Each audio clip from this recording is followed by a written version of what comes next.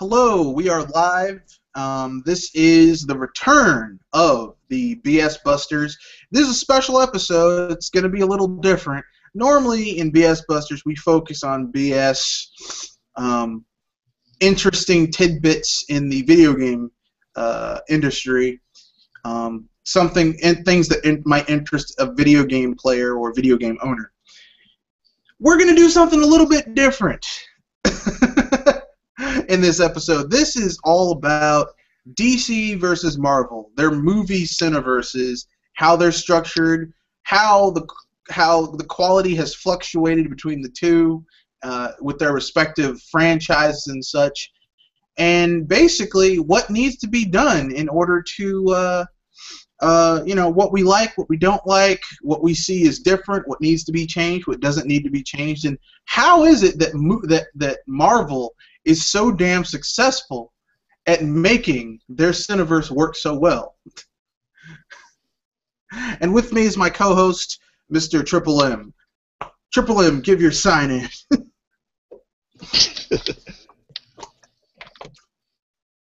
Some people call me a terrorist. I consider myself a teacher. Lesson number 1. Heroes. There is no such thing. quoting the faux Mandarin. I like it. I like it very much. So I guess before we get started jumping into this, I'm just going to give a disclaimer. Disclaimer. These are our opinions. We will give you a reason for our opinion as the podcast goes on. We are not just going to say, well, I thought this movie or this movie sucked, and that's it. We're going to tell you why we thought it sucked or why we thought a movie was awesome. We're not just going to go, well, it was terrible, like trolling. And we're not going to troll DC or Marvel, but we will tell you why we thought something was good, why we thought something wasn't good. We'll maybe guess at what the formula was that made it successful. But, you know... And yes, ladies and gentlemen, we might also have some disagreements between each other, but that doesn't mean we would go out, hop on an airplane and go to that person's house and shoot his face. No. No, and we won't be swatting each other either. So, so basically, this is just our opinion, okay? So please don't hate. Don't be hating. So, without further ado, I guess we'll start with the history, right? The history. And if you want to start with the history of good movie-based comic book movies, or good comic book movies, you'll have to start with DC with, Superman. Faster than a speeding bullet, more powerful than a locomotive. Able to jump tall buildings in a single bound. This mysterious man from Krypton, the Man of Steel, Superman, and cue in the Superman trombone. Well, I wish I could, but that's copyrighted. Basically, all I'm going to say about Superman is this. Anyone who grew up in the 80s knows the Superman theme song. I don't even have to hum it. You know what it is. It was created by the same man who created much of our childhood's theme songs, John motherfucking Williams. That's right, John motherfucking Williams.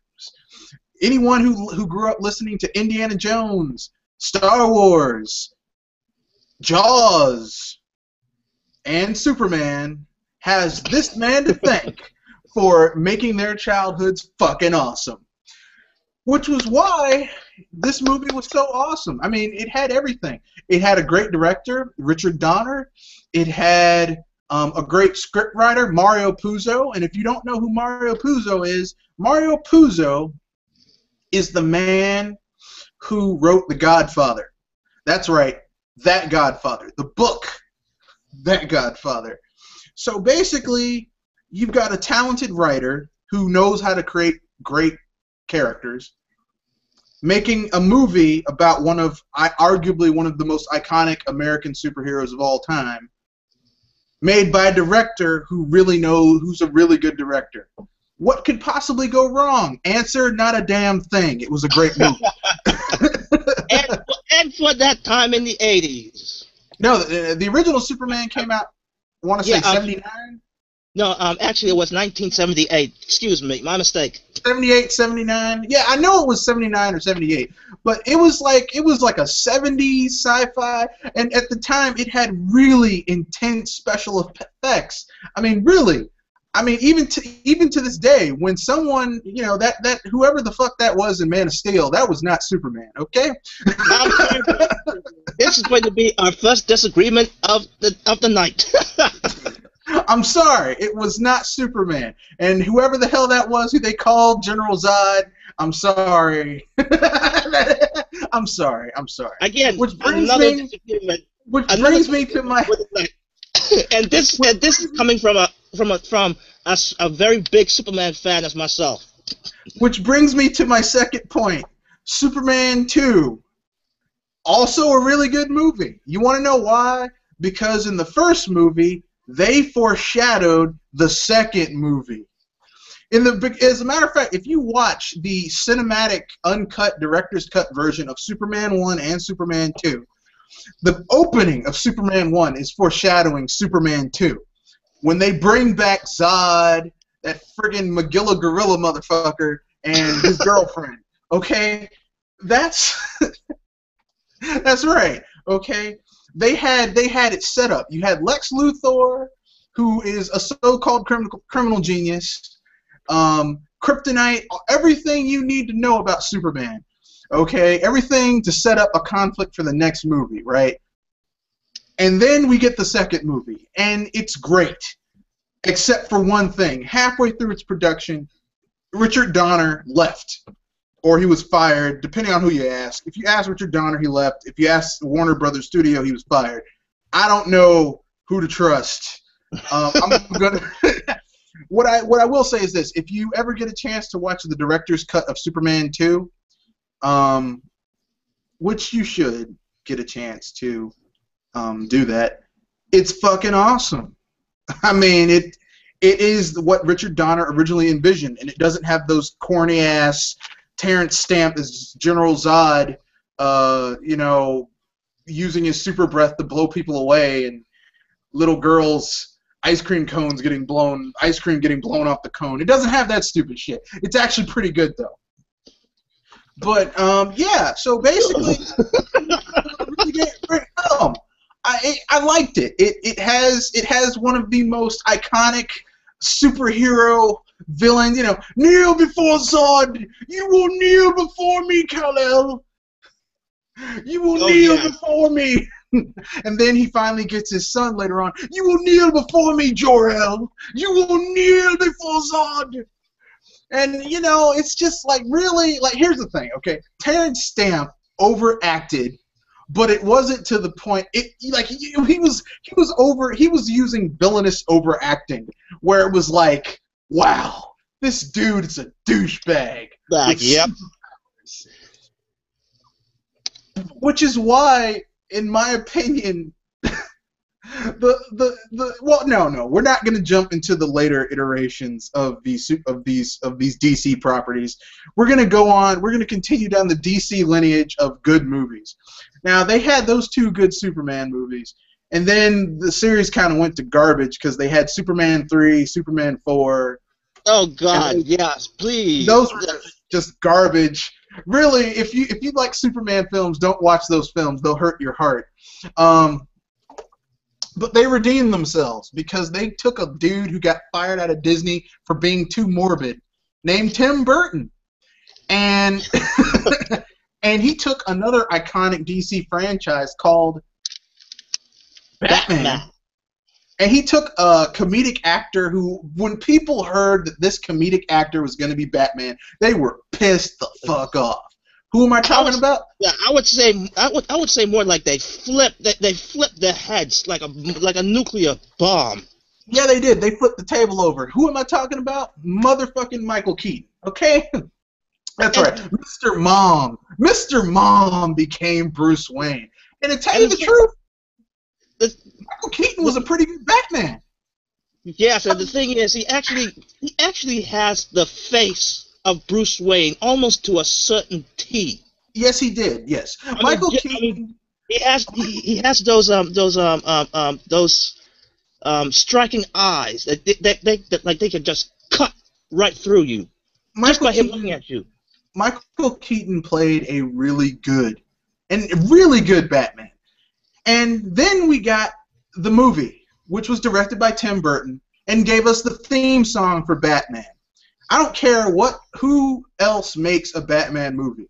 In my opinion, if it doesn't have the Danny Elfman score in it, fuck you, it's not a Batman movie. You might be using the character, but that ain't a Batman movie. Okay? And the reason I say this is this, okay? Who here has read a Batman comic book or played a Batman video game, and you're sitting there watching it, right? Watching the cartoon, and they start playing that Danny Elfman score, and you're like, shit, this is Batman. You don't have to ask any questions. You don't have to think about it. Oh. I'm watching the Batman. If they don't play that song, you get pissed. Mr. Red Fox, I really do hope we go back on the whole music aspects of these DC properties, because I would like to have a discussion with you about this. The music was awesome. Like, okay, let me put this: if someone plays John Williams' Superman March, all you need to do is hear the song, and it makes you feel powerful. Like you can do anything. Dare I say it? Like you're Superman. You hear Danny Elfman's Batman to the Rescue theme song, and you're like, oh shit. It starts out kind of dark and brooding, and then it gets into the orchestral scores, gets all into the big renditions and everything. It sounds fucking awesome. If you asked me to describe the theme music for the later Batman and Superman films, I couldn't fucking tell you. If they played it on a CD right now, I would not know what movies they're from. Really? That tells you how. Wait a minute. I watch these films. I'm sorry, but you can't even recognize the 90s WB Batman animated series. You can't remember. That was the Danny Elfman score. I'm talking about if you took. Well, we'll get further into it. Don't worry. I'm not gonna jump off the rails because we're going down. We're building we're laying the tracks. Yeah, because that's the DC, right? So then we had two excellent Batman films, Batman and Batman Returns. Both of them are really good. We got, in my opinion, the best Catwoman ever, Michelle Pfeiffer in that skin-tight outfit. And let me tell you something. Back to the bloody yes with that one. That skin-tight outfit. That skin-tight. Look, listen. Look, Danny DeVito as the Penguin, pretty awesome. Oh yes. Pretty fucking awesome. What's his name? Christopher Walken as Max Shrek, pretty good too. But let me tell you something. The cherry on top of that sundae, the whipped cream was Batman. The whipped cream was Batman, but the cherry on top of that sundae was Michelle Pfeiffer and that tight, skin tight. Like she needed to put Pam and Crisco in that suit, and then I needed a shoehorn to slide into it. That tight. And yet she can still move like the butterfly, like a free butterfly. Well, I think that was the stunt double, but I don't care. The stunt double was kicking too. Basically, what I'm saying is this: that is like the best Catwoman suit I've ever seen. I hate to say it. I want to go further with the whole Catwoman suit. She does it on high heels. Yes, she had high heels. And let me put it this way, okay? Nothing about feminists here, but I would actually respect a woman, heck, even a man, who can actually kick ass on tight with wearing heels. Yeah. Wearing heels. But here's the thing, okay? I like Anne Hathaway. I like Halle Berry. I like both of them. They are awesome. But you know what? Michelle Pfeiffer, like, for the modern Catwomen, Michelle Pfeiffer was the first, and she's still the best. I'm sorry. I'm sorry. I know you guys get mad, but damn. Okay? But next, we'll move on to the next in the DC lineage of movies. After Batman, which they ran into the damn ground, There was also a couple other movies that they made. Swamp Thing, directed by Wes Craven. It's a pretty good film. Oh my gosh, that's a long time. I have to rewatch that again. Swamp Thing, pretty good film. It stars the lovely Adrienne Barbeau, who was married to Wes Craven. And the one thing you need to realize about Adrienne Barbeau is that she had a really nice rack for a woman with a butter face. And she's also a really good actress, too. But as a young man, it's like, damn, she's got a really impressive rack. And then you look at her face. Oh, damn. Here's a paper bag. Put that over your face. It starred Dick Durock as Swamp Thing, a role that he would do for the next 25 years. They made a sequel to this movie. Was not directed by Wes Craven. Didn't have the same music. Had better special effects, though. More creature feature, more fights between Swamp Thing and the Unmen. Had the same villain, Elazar Arcane. But this movie kind of blew trunks. It kind of sucked. It kind of hurled. As a matter of fact, it was directed by the woman who directed Real Genius and Look Who's Talking, which are all better movies than this one. Look Who's Talking, which is quite ironic. No, Look Who's Talking is actually a really good series, except for the last one with the dogs. That one kind of sucked. But and Real Genius is a pretty good movie. That's what I meant. These other movies are actually better compared to the Swamp Thing. Yeah. That's the irony. But if you're a Swamp Thing fan and you just want to see dudes in rubber costumes beat the shit out of each other, it's a pretty good film. I like it. I was down with it. I mean, sure. Look, it's based on Alan Morrison's. Forget his last name. Basically, he did a whole bunch of comics for both DC and Marvel back in the day, and it does have his famous Alan Moore's famous Swamp Thing tearing off a part of himself that's a fruit, making a girl eat it, and he eats some of it, and then he turns into a human. Really, she's bugging the frick out because it's a psychedelic drug. She's doing it with a plant man, but whatever. We'll let that slide. So those two movies, the first one was good, had a great director, good, was done on a shoestring budget, was pretty good though. The sequel, better special effects, better budget, shitty. Whatever. So then we're moving along to the next DC movie that I can remember. Oh yes. Do we have to mention Batman Forever and Batman and Robin? Do we have to talk about these shitty films? No, please. Can we skip? Can we skip having them put those in the train, please? Yeah, hey, I'm gonna skip them. Okay, I'm not gonna talk. Yes, please skip. Please skip. Skip those two pieces of shit. Anyway, so we'll just look. The train was going over a bridge. We threw them out of the car. Okay, they didn't have a ticket. And to be nice to those movies, we gave them parachutes. Not golden chutes, just parachutes. No, we didn't give them a chute for Batman and Robin. We just threw that motherfucker off the back of the train. No, moving along. After these films, the DC movies started to get kind of shitty.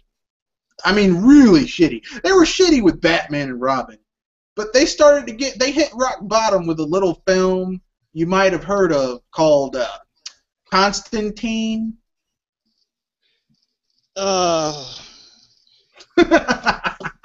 Anyone remember that piece of shit? Constantine. And you know what? Considering the fact that I've only captured the end of that movie, and I was like, WTF? Yeah, it's a constant. Like, here's the thing. Constantine starred Keanu Reeves. That was its first and central problem. See, here's the thing. Keanu Reeves' stardom ran out a long time ago, right? Like in the 80s and the 90s. Like the first Matrix was pretty good. They should have ended with that film. You know, I wouldn't even mind if they picked the stardom of Keanu Reeves I Keanu. had I had a problem because he was really not fit for that role or for that Exactly. character. He was the wrong person. First of all, John Constantine is English. Keanu Reeves is anything but. Secondly, Constantine is full of kind of a sarcastic, dry, rapier wit. Keanu Reeves can't even spell any of those words. Keanu Reeves, here, you want to see the depths of Keanu Reeves' acting ability? Go watch Bill and Ted, or its sequel. Oh, That's about it. You'll hear Keanu Reeves do this. Whoa, dude, whoa. Are you sure, dude? I mean, basically, when you watch The Matrix, you're seeing Bill, you're seeing Ted Buckley from Bill and Ted in The Matrix. Like, every role I see him in, I'm like, it's Ted. He's Ted, okay? I think it's because he got that role down so well, so perfect that you can't see him in other roles that We're is the not Wild Stallions, dude. I remember a time that they were doing a interview with Keanu Reeves, and he was doing some stage, some acting stage, and yeah, he admitted it himself that he couldn't do it. He actually had difficulty. He cannot act. I'm serious. Look, listen, Keanu Reeves cannot act. Okay, I'm sorry. I know people like, I like Keanu. Look, the best you're gonna get out of Keanu Reeves is The Matrix. That's it.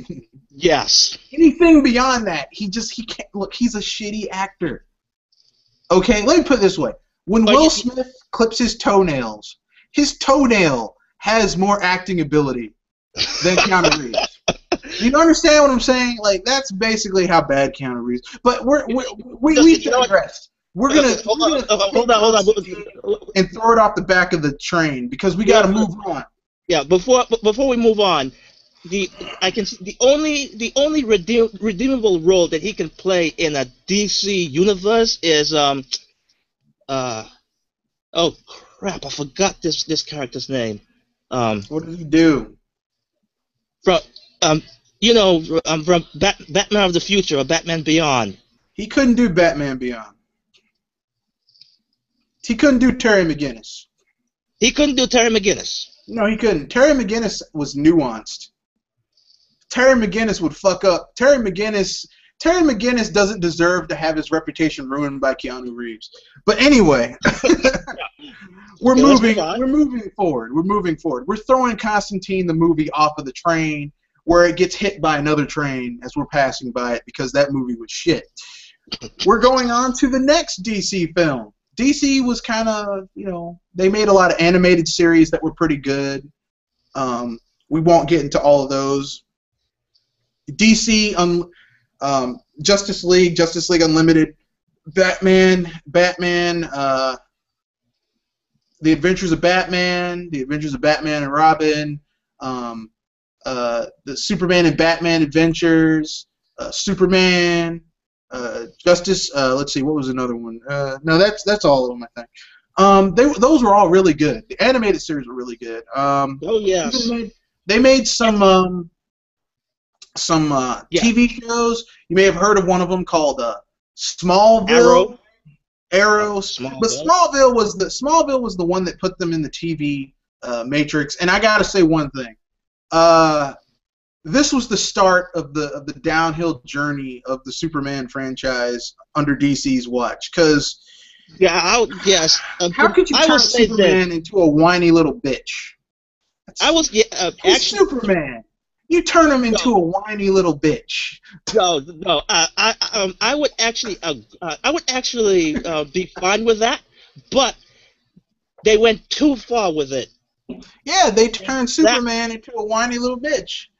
I mean, it's kind of like how they're trying to do the same thing with Batman with this Gotham series, but it works because he's a little kid whose parents just died. So it's like, okay then, it makes sense. Yes. But still, to see the young Bruce Wayne actually meeting these villains in his young age, I'm like, that's kind of like striking a chord to me, because he actually meet them for the first time when he was actually Batman. Yeah, it does. It messes with the continuity, and I'm like, here's the thing, okay? I'm going to get into continuity in a little bit. Once we move farther along the DC train of destruction. Oh yes, we have a whole lot to talk about that, ladies and gentlemen. Yeah. So basically, there we go with those particular franchises. But so then they made a series of, then there was Arrow, which came out recently, and I mean, Arrow's okay. I mean, it's.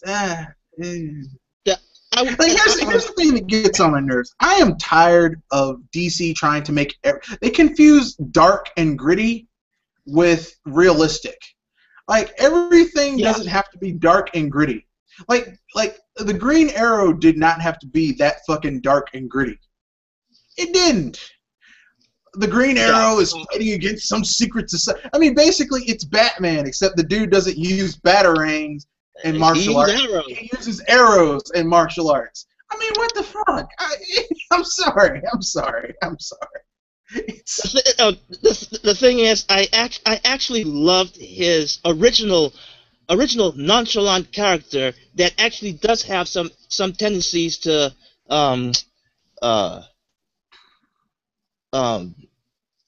to overanalyze stuff and even josh at them at their own expense. But this one, I agree with Mr. Red Fox. It's too bloody serious. It's too dark. Here's the thing. I would quote to the wise man with the white face. Why so serious? Well, not that. It's like, here's the thing. As someone who has a huge amount of comic books and has read a lot of comic books, read a lot of early comic books, basically they go against character with some of these characters. Like, Arthur Queen is, I mean, I hate to break this to you, but he's a raging liberal and an environmentalist. Like, he's not some douchebag.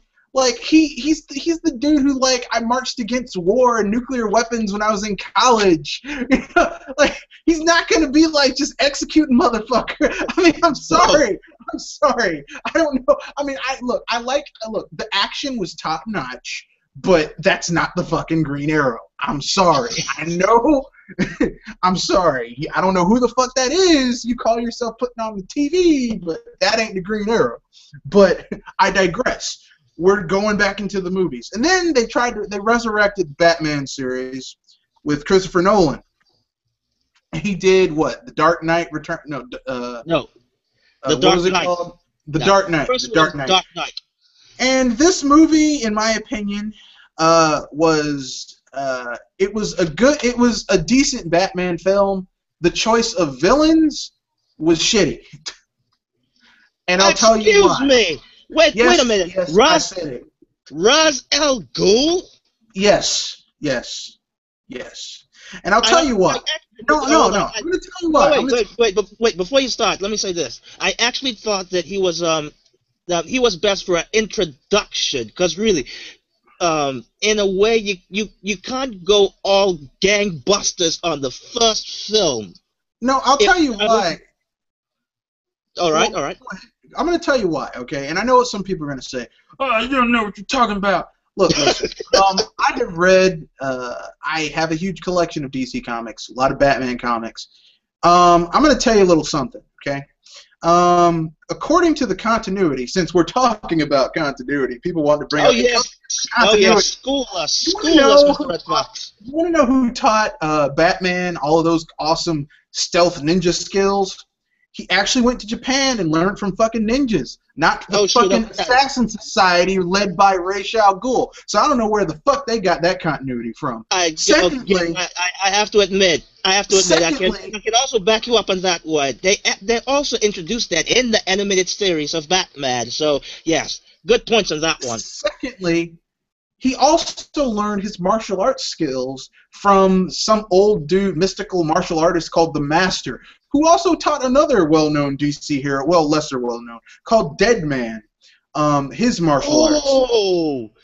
Yes, yes. Isn't that amazing? So guess what? This shit with Ra's al Ghul teaching Bruce Wayne, what the fuck? I'm sorry. What the fuck? But then, that was bad enough, okay? Liam Neeson in a wasted performance as Ra's al Ghul. No Lazarus Pits, no immortality, just a dude who just wants to fucking cause anarchy and chaos. How boring. I will say, yes, too much realism in that one, in that department. But wait a second. It gets worse. Oh, snap. What other villain they added to this first movie? The fucking Scarecrow, a dude who Batman on the regular just walks up to and knocks the fuck out with one punch to the face. He's so dangerous. That one I would actually give them a pass because really, first villain, no threat. I'm sorry. Let me continue saying why I thought this movie sucked. First of all, Batman is all about stealth. So why the fuck is he driving a tank? I'm pretty sure there's nothing stealthy about a tank. I'm sorry. I've seen tanks. They aren't quiet. Yes, this one is definitely not quiet. But unless the stuff that they meant is bringing down communications, that sort of thing. But that's.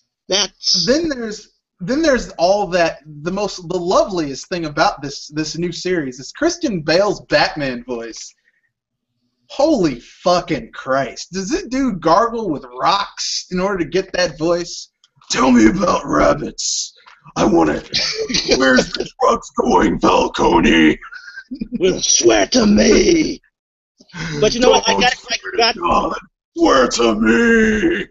Really, dude? Look, I would have been better. It would have been this whole trilogy would have been so much better if they had dubbed over Christian Bale's voice with shit, I forgot his name. Damn. He does the voice for Batman in the animated series. Shit. Was it Adam West? Adam West? No. Right. In the original, in the animated series from the 90s. Yeah, I was confusing the names. Shoot.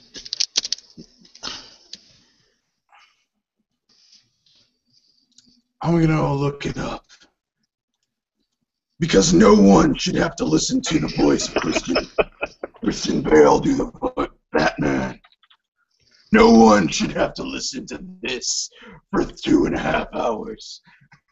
No one. You know what? I will. I will say this. Since they wanted to make more realistic, why not make Batman a scary character by his voice? I know his name. Kevin Conroy. Kevin Conroy. Yes. Ever seen Kevin Conroy? Kevin Conroy would have been so much better playing Batman in this series. You want to know why? Because he has the fucking voice. He even looks like Bruce Wayne, to tell you the truth. He really does. If you look, I want everyone who listens to this go on Google and look at pics of Kevin Conroy. Then tell me if he doesn't look like Bruce Wayne. He's even kind of ripped like Bruce Wayne. It's too bad that he's actually. It's too bad that he's actually quite old now. That's the only. It doesn't matter. So what? He's like what? He's 58. You know what? So Speaking of that, if they ever make a Batman of the Future movie, they could actually cast him as Bruce Wayne. He can play old Batman. He had the perfect voice for Batman. They should have dubbed his voice over Christian Bale's bullshit. But anyway, so that first film, it was a decent look. Let me put it this way. It wasn't terrible. It was better than the previous two films. It was better than Batman definitely. and Batman and Robin. But hell, that's like saying, well, I mean, someone punched me in the face or someone hit me in the balls. I'd rather be punched in the face than get hit in the balls. So, congratulations. You avoided the two ball punches of Batman Forever and Batman and Robin for the punch in the face for The Dark Knight. I mean, not terrible, but not great either. But then we get the magnum opus, Christopher Nolan's great work, The Dark Knight Rises, which was. Wait! The Dark Knight Returns. Well, yeah, I'm sorry. This shit is confusing. The Dark Knight Returns, where he goes up against the Joker, and they throw in Two-Face for like 30 minutes, and he dies. But mostly the Joker. Oh snap! We need to address this.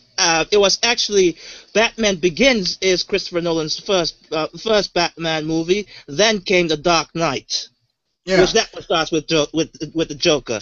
The Dark Knight with the Joker, and let me tell you something. Heath Ledger's Joker, pretty good.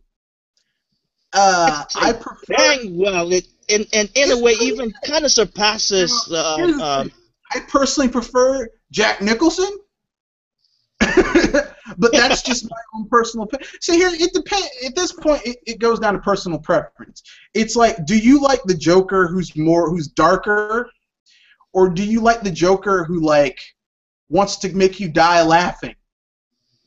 In some cases, literally, because he'll gas you so that you laugh so much that you die. So, it depends on which Joker you like. I prefer the latter Joker who wants you to make you die laughing. And if you don't laugh, he'll kill you. And even if you do laugh, he's still going to kill you. That's the Joker I like. I don't like this darker, long-haired, no zoot suit wearing Joker. I don't like that Joker. I'm sorry. I'm not down with that. Now, but it was a good role. I am actually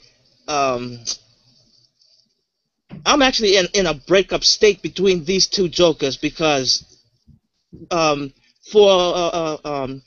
their distinctiveness, they were actually very well done.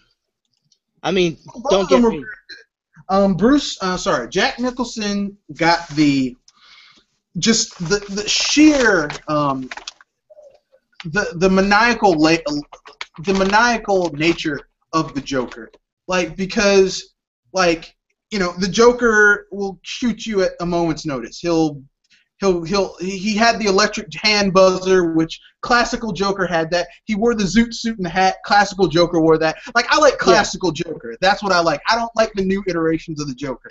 And Heath Ledger went more modern Joker, which is dark and not really funny.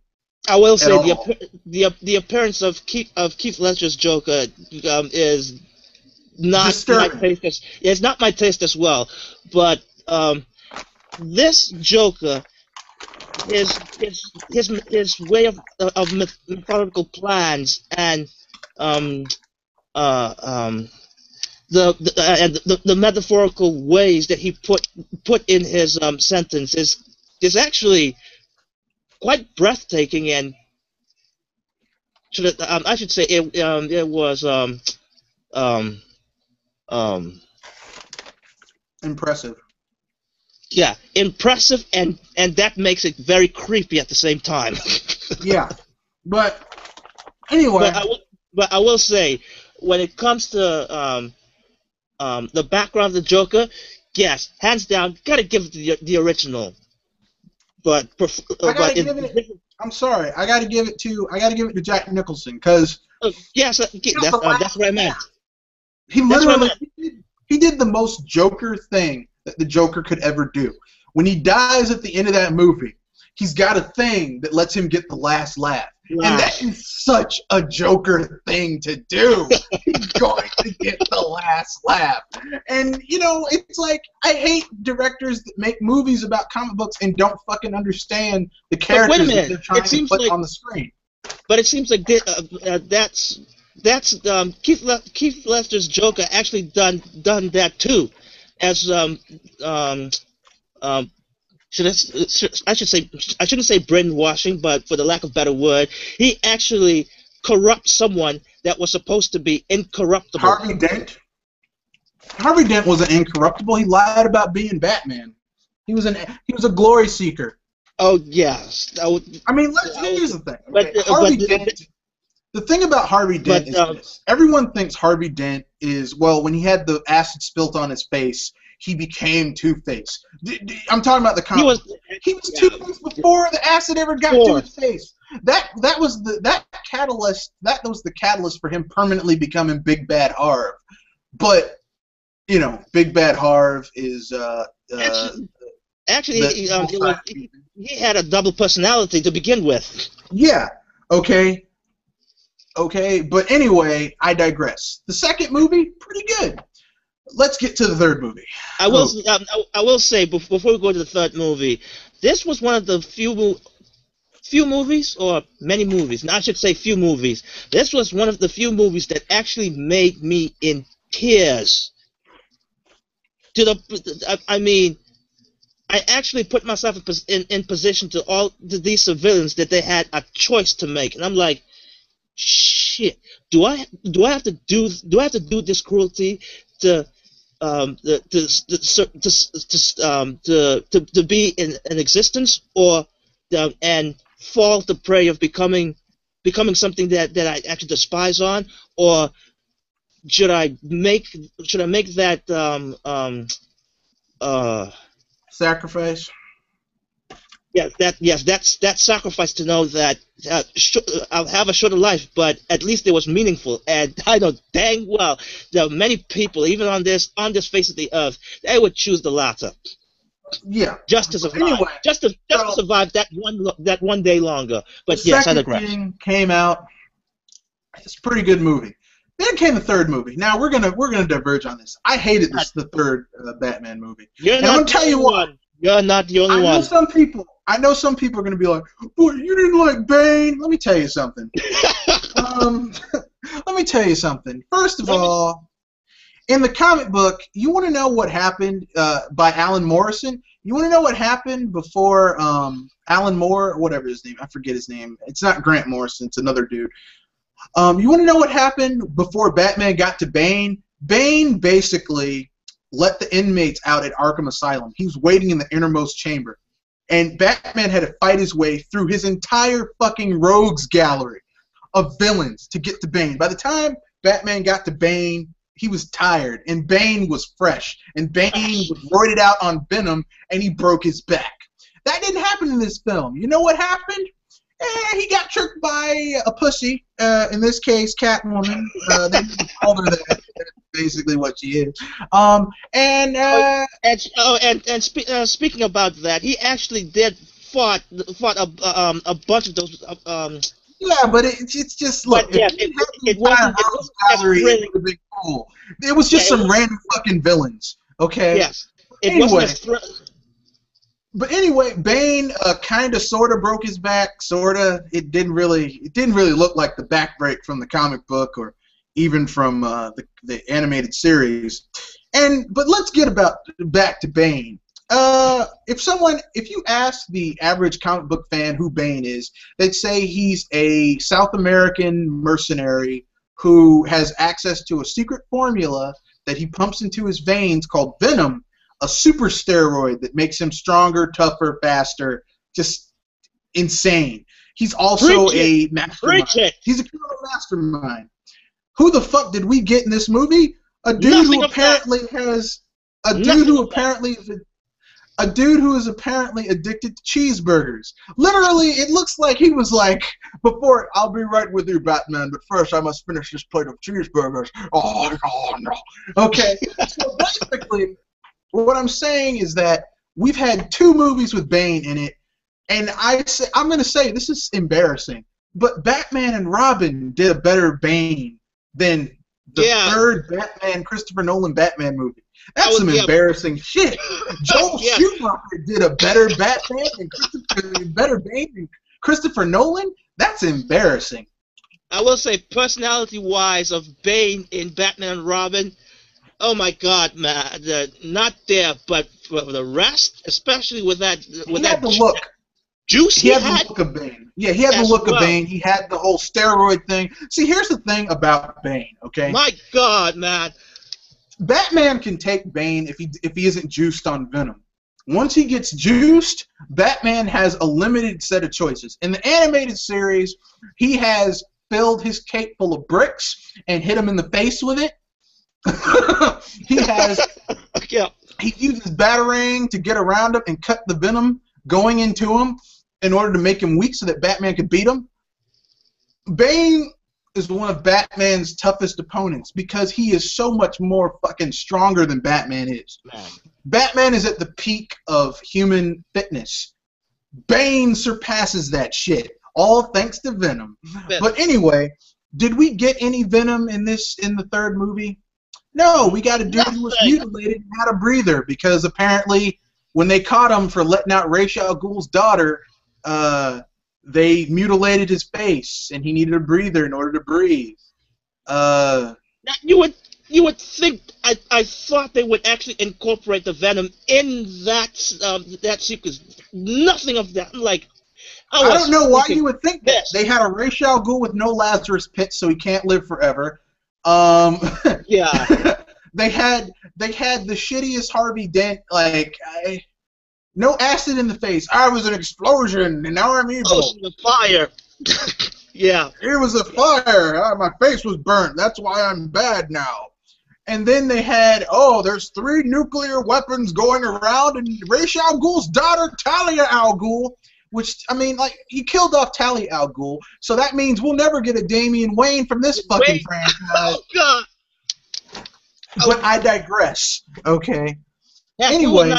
We will not even go in the ending because that is not how Bruce Wayne or the original Bruce Wayne would do things. Yeah, the ending was bullshit. Bruce Wayne, the only time Bruce Wayne walked away from being Batman is in the comic book is when he got too old to be Batman. So he was like 55, 56.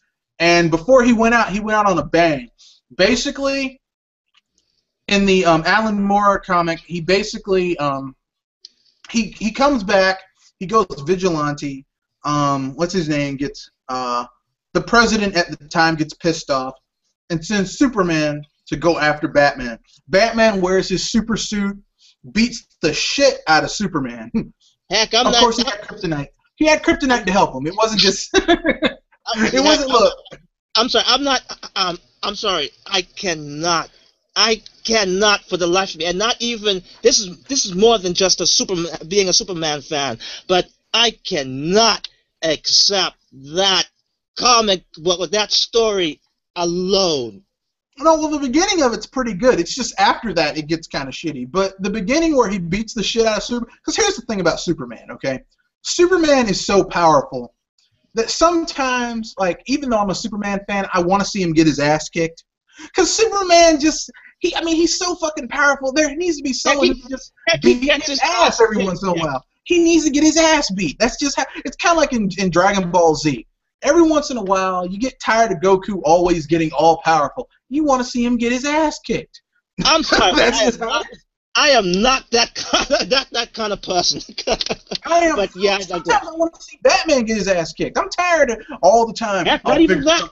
I want to see him sometimes get his ass kicked. I'm sorry. I just want to. Okay, that's just me. Okay, but anyway, I digress.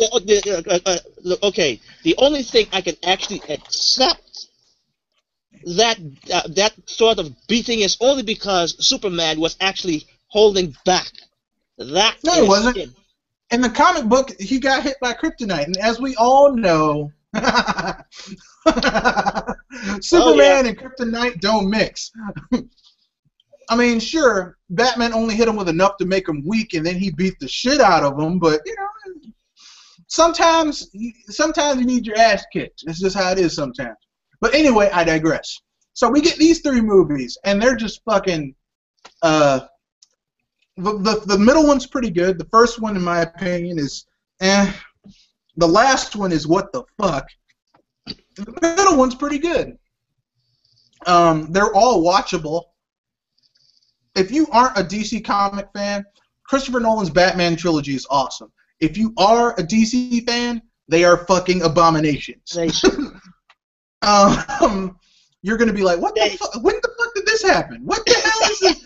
But anyway, they have them. I would say they have their merits, but oh yeah, dang it has to come with some sort of sacrifice. The action sequences are awesome, but having to listen to Christian Bale belt out the Batman voice for like a combined 9 hours, because each of those movies is over 3 hours long. To be honest, those were actually acceptable to me until the second movie, which, yeah, they really went overboard on it. Tell me about rabbits. Don't swear to God, swear to me. I'm sorry, it's so bad. It is not what I am, but what I do. Rachel! Sorry. Which leads me to the reboot of Superman. Superman. Wait. Oh, yes. With Brandon Routh as Clark Kent. Now, this movie, at the time, people hated it. At the time, people were like, this movie is garbage. It sucks. It's a piece of shit. What it was a standard. It was a standard Superman film. Superman went out in space to try and find some leftover Kryptonians. Found out he was utterly alone. He returns back home to his mother, Martha Kent. Which, I really thought that they would go with the whole Supergirl route in this movie, which I was. No, they made a Supergirl movie. It was garbage. No more Supergirl films. No, wait. Yes, I agree. The one before was garbage, but I really thought they would reboot Supergirl in this Superman Returns. No more Supergirl. No, never. I would stand by my word. It could have been done. It could have been done. It could have been done, but no, never again. I digress. Oh yeah, we threw that movie off the train too because it was god awful. But anyway, we're continuing on. Let's move on to my personal favorite, the Superman film that everyone thought was terrible at the time, Superman Returns, starring Brandon Routh, and actually worked out pretty good. The problem with this film was that it was a standard Superman film. Okay, like it's really hard. We've seen the story a million times. Okay, Superman is doing blah blah blah. Lex Luthor finds Superman's Fortress of Solitude, steals some of the Kryptonian crystals to terraform new land. He creates a new continent. Superman gets stabbed by kryptonite. Superman finds out that he's got a little half-alien son who we will ostensibly call Superboy, even though he's not really Superboy, but whatever. And the kid is sick because he's not quite human. He's not quite Kryptonian. Whatever. And so basically he gets stabbed in the back by a kryptonite spike, and it weakens Superman. The kryptonite spike is removed by, I forget who it was. Someone helped him get it out of his back. He gets his strength back, picks up an entire landmass, throws it into space. Lex Luthor goes back to jail. The end. It was a standard Superman story. Nothing to, it wasn't special. Wasn't groundbreaking. I want to go. Yeah, and I want to go further. Like you said, it's your typical. It went in the vein of Christopher's original the five Superman movies before. So yeah, nothing. It was a typical Superman film. It wasn't as good as the first two Superman films by Richard Donner, and it wasn't as bad as the last three by other people. It just was a standard. Basically, you could pick up any Silver or Golden Age Superman comic book run where he has to ultimately foil some shit like Luthor is doing, and that would be that movie. I mean, it wasn't anything. It wasn't, oh my God, groundbreaking. It wasn't good either.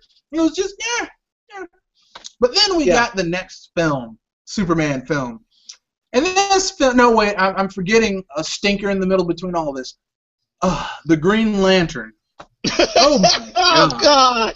Oh God! Ryan And- Reynolds as the Green motherfucking Lantern. No, Now, I actually saw him as as the first Green Lantern, but no. no, he did have his quirks, his arrogance in him. I just wish they could have done more. But yeah, I'll be frank. That movie would have been so much better if they had just skipped him as and the go, yeah, and go if they had with, skipped him and went to the Black Green Lantern. John Yeah. John shit, I forgot his last name. John shit. Forget the Black Green Lantern would have been fucking awesome. He would have been great. That would have been a much better movie if they had just skipped that origin story and went straight to the Black Green Lantern. Or even better, instead of fuck the Green Lantern and went to the Martian Manhunter with John Jones. here we go, John Stewart. Yeah, John Stewart. John Stewart or John Jones. The John Stewart Green Lantern would have been much better, because I don't care how badass you think Hal Jordan is as the Green Lantern. Let me tell you what John Stewart did. He found a He was planet definitely. when Hal Jordan lost his shit and started destroying planets. He found a planet that had been attacked by Hal Jordan, and he used his sheer force of his willpower, because each of the Lantern Corps, the Blue Lanterns, the Red Lanterns, the Green Lanterns, the yellow, all those different colors.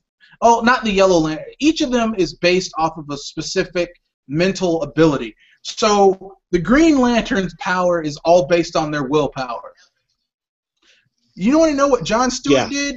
With his sheer willpower, this dude recreated a planet and kept it and willed it into existence. A fucking planet with living creatures, with his mind. Think about that shit. That's a lot more impressive than Mr. Hey, look, I can make little airplanes that shoot machine guns. Yeah. I don't know why people love the original Green Lantern. God bless you. Fuck him. I'm going with John Stewart. He's cool. And I think because of the whole continuity issue, they just that would have been cool. They could have said, look, Hal Jordan was the original Green Lantern, but something happened and the ring has to find a new owner, and it went to John Stewart. Boom! And got a new movie. Got a better movie right there. Yeah, you know what? They could have made the first Green Lantern movie of John Stewart and then make a prequel afterwards of Hal Jordan.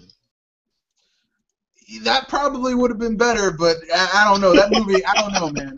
That movie was so bad. It was just the only good thing about that movie is at the very end, Sinestro, who was originally a Green Lantern, gets his yellow ring and becomes the evil Sinestro, master of the yellow ring. Yes, I gotta say that's the only good part about that whole fucking movie. Yeah. Which leads us to the next DC movie, which, you know, people will say it was awesome. I say fuck you. I hated this movie. Man of Steel. Oh God, Matt. Okay, now this is going all out, ladies and gentlemen. We have two opposing forces here. Now, wait. I will tell you why I hated this movie. Okay, I will tell you why. Okay. It is based off of the newest iteration of Superman, the dark, gritty Superman, which people forget. Superman was never, well, for the last, let's see, when Superman first came out, his colors were red and yellow. No, it was red and yellow. And he looked kind of like Captain Marvel, actually, or Shazam. DC's Captain Marvel, not Marvel's Captain Marvel. He looked like Shazam, actually. And he was actually kind of a douchebag. Like, he was kind of an asshole.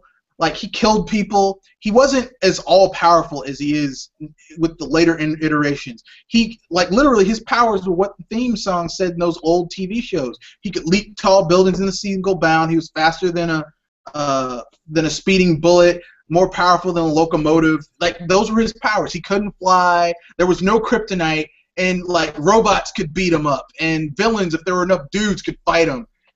Like, he wasn't like as friggin' unstoppable. Later iterations saw him. I could say this. He was a bit of a douchebag with the truck driver with his truck. Yeah, in the new Superman Man of Steel movie, first of all, the opening of that movie. Look, I like Russell Crowe. I think he's a pretty good actor. Should he have been Kal-El? Fuck no. How so? No, because he doesn't have the gravitas. Like, here's the thing. Seeing Russell Crowe try and pull off the acting gravitas in order to be taken seriously as the head of a family of a doomed planet, and he knows his planet is fucked, but he's gonna save his son. Seeing him like try and act seriously, like the whole time, like everyone's looking at this shit like rapt, and I'm trying not to laugh my ass off because like Russell Crowe's not that good of an actor to play that type of role. He's not serious. Like, I'm like, this is the dude from Gladiator. I was waiting for him to come out. Are you not entertained? The whole time I was watching it, and I'm like, this dude is supposed to be Kal-El. Really? Seriously? And this is where we disagree here. Seriously? But no, I'm finishing. I'm laying out my case. Let me finish. But that's just how I felt about it. I did not think that. I think if they were going to do this film, they should have just said, fuck all that. We know. Look, everyone knows Superman's origin story at this point. Everyone knows it. Everyone knows this origin story. Everyone, it's a moot. It's kind of like how many times do we have to see Bruce Wayne's parents get shot? I mean, how many times? How many times do we have to see Krypton get blown up? Of course, which brings me to my problem number 2 with this film. Krypton gets blown up. I hate to break this to you motherfuckers, but as someone who's read the comic books, what the fuck happened to Brainiac? Brainiac was the one who was the supercomputer that they created to help them tell them if the planet was actually in danger of being blown up by being pulled into their sun, right? And Brainiac took all their knowledge and let it happen. But he also shrunk the city that they were in and kept it in his data banks. So technically speaking, his parents aren't really dead anyway. Like, they messed up the fucking continuity, which is fucked up if you read the comic books. But I'm not even gonna get that far. I will say this. In the Phantom Zone, they put them into little escape pods and zap them into space. Really? I will say this. First, I'm gonna go to Russell Crowe. Now, I really don't have. I hope I'm not. I hope I'm not going to anger you with choosing this word, but I haven't seen the character of Kal-El of Russell Crowe that narrow-minded. I mean, it was a character. It was simple yet straight to the point, and I saw that in Russell Crowe's Kal-El, and what kind of struck me a bit of an irony, but I was kind of entertained to have a scientist / biologist actually beating up a military man as Zod, and I was like, you know what? This chemist or biologist or whatever you want to call it can actually do much better than a military man as Zod. So I'm like, in the comic books, they messed up the continuity. In the comic books, Kal-El is the head of his house. He's like the culmination of everything. He's a warrior. He's a scientist. He's a father. He's a husband. He's like a leader of the city. I mean, like, he's literally everything. Zod was like him, except Zod became a megalomaniac, a megalomaniacal madman, and wanted to rule everyone. And Kal-El was like, that's fucked up, and subdued him and put him in the fucking Phantom Zone. He wasn't murdered by fucking Zod, according to the original thing, but they had to have this big-eyed motherfucker which moving on to Zod, really, this big bug-eyed motherfucker. But the thing balding.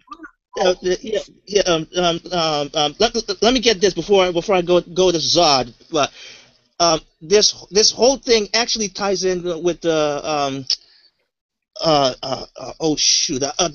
artificial reproduction, which in a way what Kal-El was saying, that you can't be conquered by your artificial genes, because you can choose to be what you want to be. And I kind of see that's what illustrates with the whole the fighting scene between Zod and Jor-El. You will kneel before me, Kal-El. You will kneel before me. You will kneel before me, Jor-El. Your lineage shall kneel before me. Kneel before Zod. But anyway, then we get their General Zod. And like literally, did they pick this dude off the street? Literally, did they just see him walking around? You're gonna be General Zod, but I don't look anything like this General Zod. Fuck that, you're General Zod. That's basically who they got right there, my friend. That's but keep on going.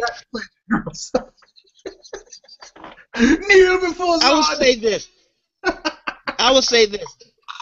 This Man of Steel Zod actually has the resemblance of the Zod from the Superman animated series in the 90s. I mean, he actually has the spitting image of him. And if you don't believe me, Mr. Red Fox, you can go and check the images. Go and check the images. But anyway, he's like the worst looking Zod. But it's not even the look that got me. Here's the thing about Zod, okay? He's an arrogant prick. That's who Zod is. That's the root of his the problem with Zod is that he feels that he is superior to everyone else, and therefore, since he is superior, he should be the one to lead everyone else. That is the root source of his villainous. And that root source is actually in Man of Steel. This Zod wants to save his planet, and he really wants to save the Krypton. Fuck, I'm not feeling sorry for this motherfucker. I'm sorry. Not to mention, the dude looks seriously unhinged, and not in a good way, okay? Okay. Not to mention, I will find him! Dude, you're going in the Phantom Zone. Shut the fuck up. I will find him! I will find him, son! Oh, no, you're doing it wrong. You're doing it wrong. Dude. You're doing injustice to General Zod. You're supposed to go like this. You're supposed to go like this. Let's see. How does that go again? How does that scene go again? Oh yeah. Cowards! You wouldn't slay your hands and leave blood on them, but you damn well crap. Crap! I missed it. Yeah, you will damn us an abomination of the Phantom Zone, and you, Lana. You think you can keep your son safe? I will find him. I will find him. I will find him! You forgot he said that like 2 or 3 times louder after he said that. But anyway, yeah, but good. This is like the worst General Zod with bad overacting. Like it was like he was trying to overact like Terrence Stamp did in his Superman 2 General Zod. But he went past, this is just a villain overacting, to, holy shit, this dude is just really overacting his lines. Please, someone tell him to dial it back, please. Now, I actually did enjoy his overacting. And before we move on from Zod, let me just say this: that yes, his tyranny is actually exposed in the Man of Steel, but they actually made this character more relatable. Yes, much more relatable. And to be honest, that's what I felt missing from the original Superman 2 Zod. See, here's the thing. If you're watching a comic book movie, the characters aren't supposed to be relatable because it's not real life. It's a comic book movie. It's supposed to be. There's supposed to be caricatures and parodies of. It's supposed to be things done to the extreme. Like the Hulk is a parody of when you lose your temper. If you feel relatable to a dude who, at the slightest provocation, turns into a big green mutant that fucking destroys cities, there's something wrong. I'm sorry, but that means you're telling me that I am wrong because I can actually relate to Bruce Banner's No, I said there is something because they're comic book movies. They're not supposed. Comic books are about take something to the extreme and to show and in showing the hyperbole of the behavior. That's what you're supposed to take something out of it. Like Batman is the extreme of vigilantism. Superman is the extreme. And yet I find Batman relatable. I find Clark Kent relatable. And yet I find even possibly all of the X-Men characters quite relatable. Well, the X-Men are an allegory for gay people or people with handicaps. But I digress. We're talking about the Man of Steel. So anyway, then he gets to Earth. He's found by the Kents. We see the story. We have Kevin Costner. Before we reach there, there's one thing I actually wanted to say. The pet peeve that I have in a scene where it was only Lana that saw that the destruction of Krypton being destroyed, and it was just her and Jor-El was nowhere inside or with her. And because this movie was made by Zack motherfucking Snyder, who is a fucking terrible director. I would say he's not that terrible, but yes, he is. Yes, he is. I guess I'm more. Look, if you saw X-Men 3. No! We shall not speak about such disgust. No, X-Men 3, Zack Snyder. Watchmen, which should have been one of the greatest fucking comic book movies ever made, he made into a moderate movie. Zack Snyder is someone who you should never let touch a comic book franchise, and yet here he is making the fucking sequel to Man of Steel. Man of Steel. Oh yes, ladies and gentlemen, we will get that into a bit because even I have some sort of issues with how this is going about. But let me continue. So basically, we get to the Kents, which if you have a Superman movie, apparently you always have to get to the Kents. Now, I'm just going to say this: in the original film by Richard Donner, Jonathan Kent dies from a heart attack. Something that Superman has no power to stop. Despite all of his amazing abilities, he cannot stop a dude's heart attack. And you see the pain of young Clark Kent as he sees his father die. Because, Jor-El was his father and Lana was his mother, but these are the people who fucking raised him, the Kents, so that's his father. Okay, he sees his father die and he's utterly powerless. There's nothing he can do. That has a real hit to you because, I mean, Superman until he flew into the sun and became like Uber Superman, he couldn't stop a fucking heart attack. That was beyond his power. He'd do a lot of shit. Life or death ain't one of them. Then in the new movie, Jonathan Kent is sucked up into a tornado. I'm pretty sure Superman can fly and fly his mom and dad away from a fucking tornado. Hence, why the fuck would you use a tornado to kill off Jonathan Kent? It's like, this dude can fly faster than a speeding bullet. I think he can get away from a tornado with his parents in tow. I'm sorry. This is one of the things I also have to disagree with you. It seems like you did not capture the essence of the symbolic of what Kent was trying to teach Clark. That he would do anything, even to give his life to keep Clark his powers a secret, even in death. Wow, that's amazing. That's an interesting point. Still doesn't, to me, that does not have the same again, this is No, one of I the. mean, it depends. It's just your opinion. To me, that did not have the same impact as seeing Jonathan Kent in the original film. You know, like he sees his son who just came from using his powers in the field. He's like, you can't do that, Clark.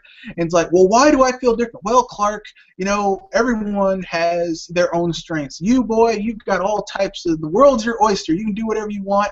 And one day you'll be able to, you'll do things, you'll change the world. And, you know, he's like telling it, they have a father-son bonding moment. And his father has a heart attack and he's just watching his father just die. And that's, I mean, seeing that emotion on his face compared to a dude getting sucked into a tornado, I'm sorry, but like I said, Richard Donner is a better director than Zack Snyder. Okay, I'm sorry. Yeah, then I get what you're saying. I guess my heart is much more weaker than yours. It's okay. I get that. No, it's just, I don't know. I mean, seeing someone die in front of you and there's nothing you can do about it versus don't use your powers unless someone, what are they going to do? Put him in a laboratory? He's fucking Superman. He could break out. Yes. And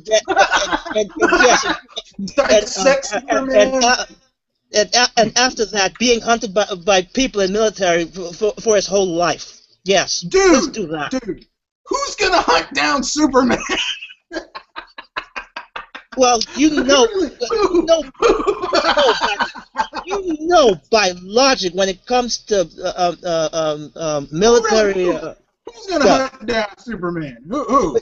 You know by military logic, anything that threatens you, you try to dispose of them in any way means possible. No. In the DC universe, because that's what it's based on. Who's gonna hunt down Superman? Heck, the President of the United States would even hunt him down if he's a threat. No, in the DC universe, who's going to hunt down Superman?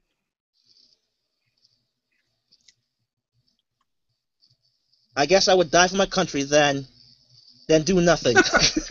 Yeah, you would be dying, although, especially if it's the Man of Steel Superman, which gets to my next point, because he ain't saving no damn body. He'll let you destroy the fucking city. Because he ain't gonna, hey, look, don't let that namby-pamby pussy Superman from back in the day who didn't want to lose lives.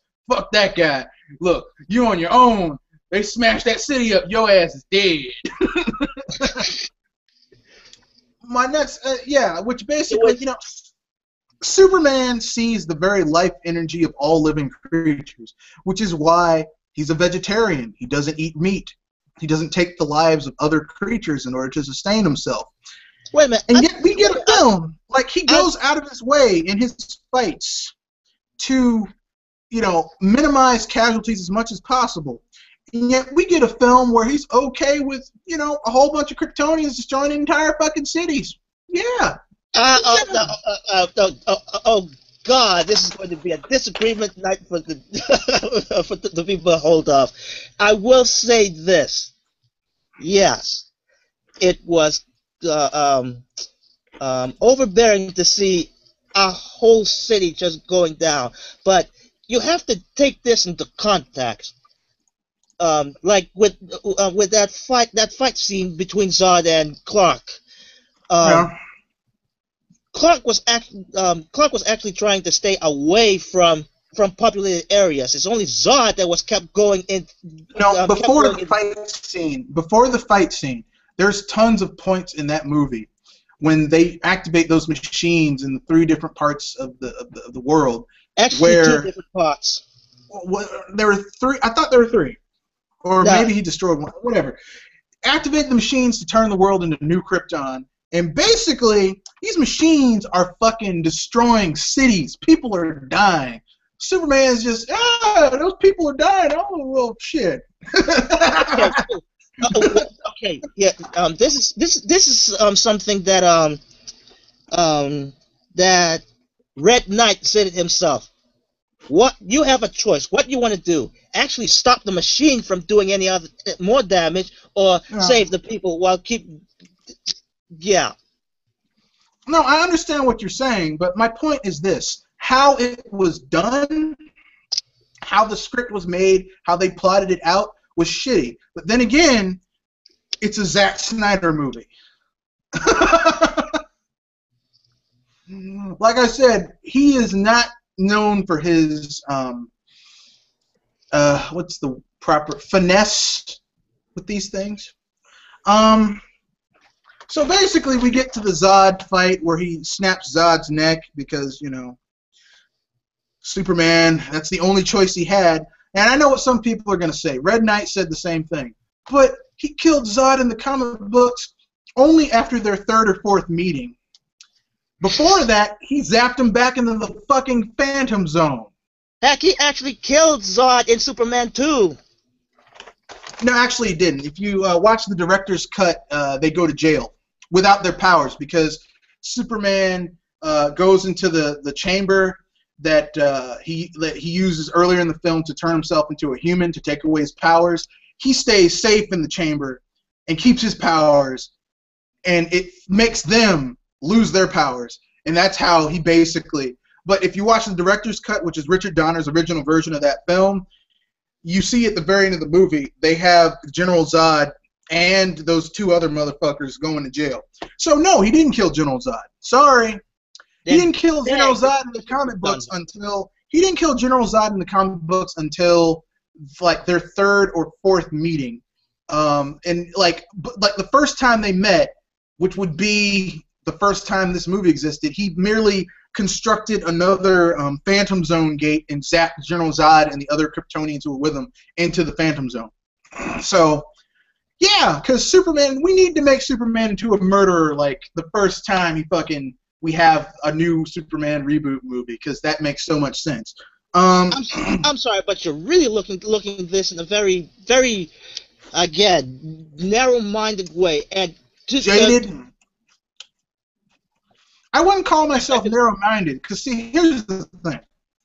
Like, I have volumes of Superman comic books going back to the 60s. I've read all of them. I've watched a lot of movies, a lot of animated series. I think I know a little bit about how Superman's supposed to act. And I take what I know from reading tons of information in comic books about it over fucking Zack Snyder's opinion. So, yeah. Well, let me tell you this. This was Man of Steel Superman. That was his actual role as being a Superman. So he was basically inexperienced by that point. And yes, I would people would say that he could have just fly off with Zod, but heck, have you ever really considered that Zod was actually keeping him down on the surface? That your excuses are valid, partially, except there's just a few things. First of all, like I said, Phantom Zone. See, here's the thing. Zack Snyder basically went with all the tropes that he wanted for his shitty rendition of Superman. I wouldn't call it shitty, but no, I'll call it shitty because here's the thing. If you're gonna go with Superman, you need to either go whole hog or go with a respectable mold. Whole hog, Superman looks like he's in like just some guy, just the Boy Scout. Superman was never a Boy Scout. He's actually a super genius, incredibly intelligent. Superman could make a Phantom Zone gate and zap General Zod with it and send all those motherfuckers back to the Phantom Zone. Pretty damn easy. He's done it before in the comics. Let me finish. Let me finish. Okay, in terms of him being on the ground, being held down by Zod, yes, I realize that Zod had years of fighting experience on Superman. Yeah, that is true. That is true. But literally, there were so many better ways they could have ended that movie than just having Superman snap Zod's neck. I'm sorry. It was not a very good way. Could you give me an example? Let's see. Well, there was the Phantom Zone one. There was the put him in a chokehold. I'm pretty sure if two superpowered Kryptonians, their strength is about equal at this point. Put one dude in a chokehold, he'd eventually pass the fuck out. Then you could Phantom Zone him. He could do the whole, hey, I'm safe. We stole his powers have been sapped. let's throw his ass in jail. They did that in the second movie from Richard Donner. I mean, literally, there's like Okay, 10 okay, things done other than this violent neck snap, which goes Okay. against Superman's character. It does go against Superman's character. I'm sorry. I'm and I sorry. get. Look, I'm talking 30 Okay. years. I'm talking Okay. 30 plus years of 30 years of people writing this shit goes against the character. I'm sorry. All right. I'm sorry. All right. You said 4 of them. Give me that one by one. Okay. The first one is the Phantom Zone. Okay. Trick. Now with all right. Okay. Now with the Phantom Zone, can he actually build those machines? Built that kind of machine at that short time from when the Phantom Zone was actually activated and sucked up the main ship to the breaking of Zod's neck. Could he actually make such a machine in that? He could have made it earlier. time? Here's the thing. Early on in the film, he goes to a Kryptonian scout ship, meets his father's hologram because they had this rip-off Star Wars 2. And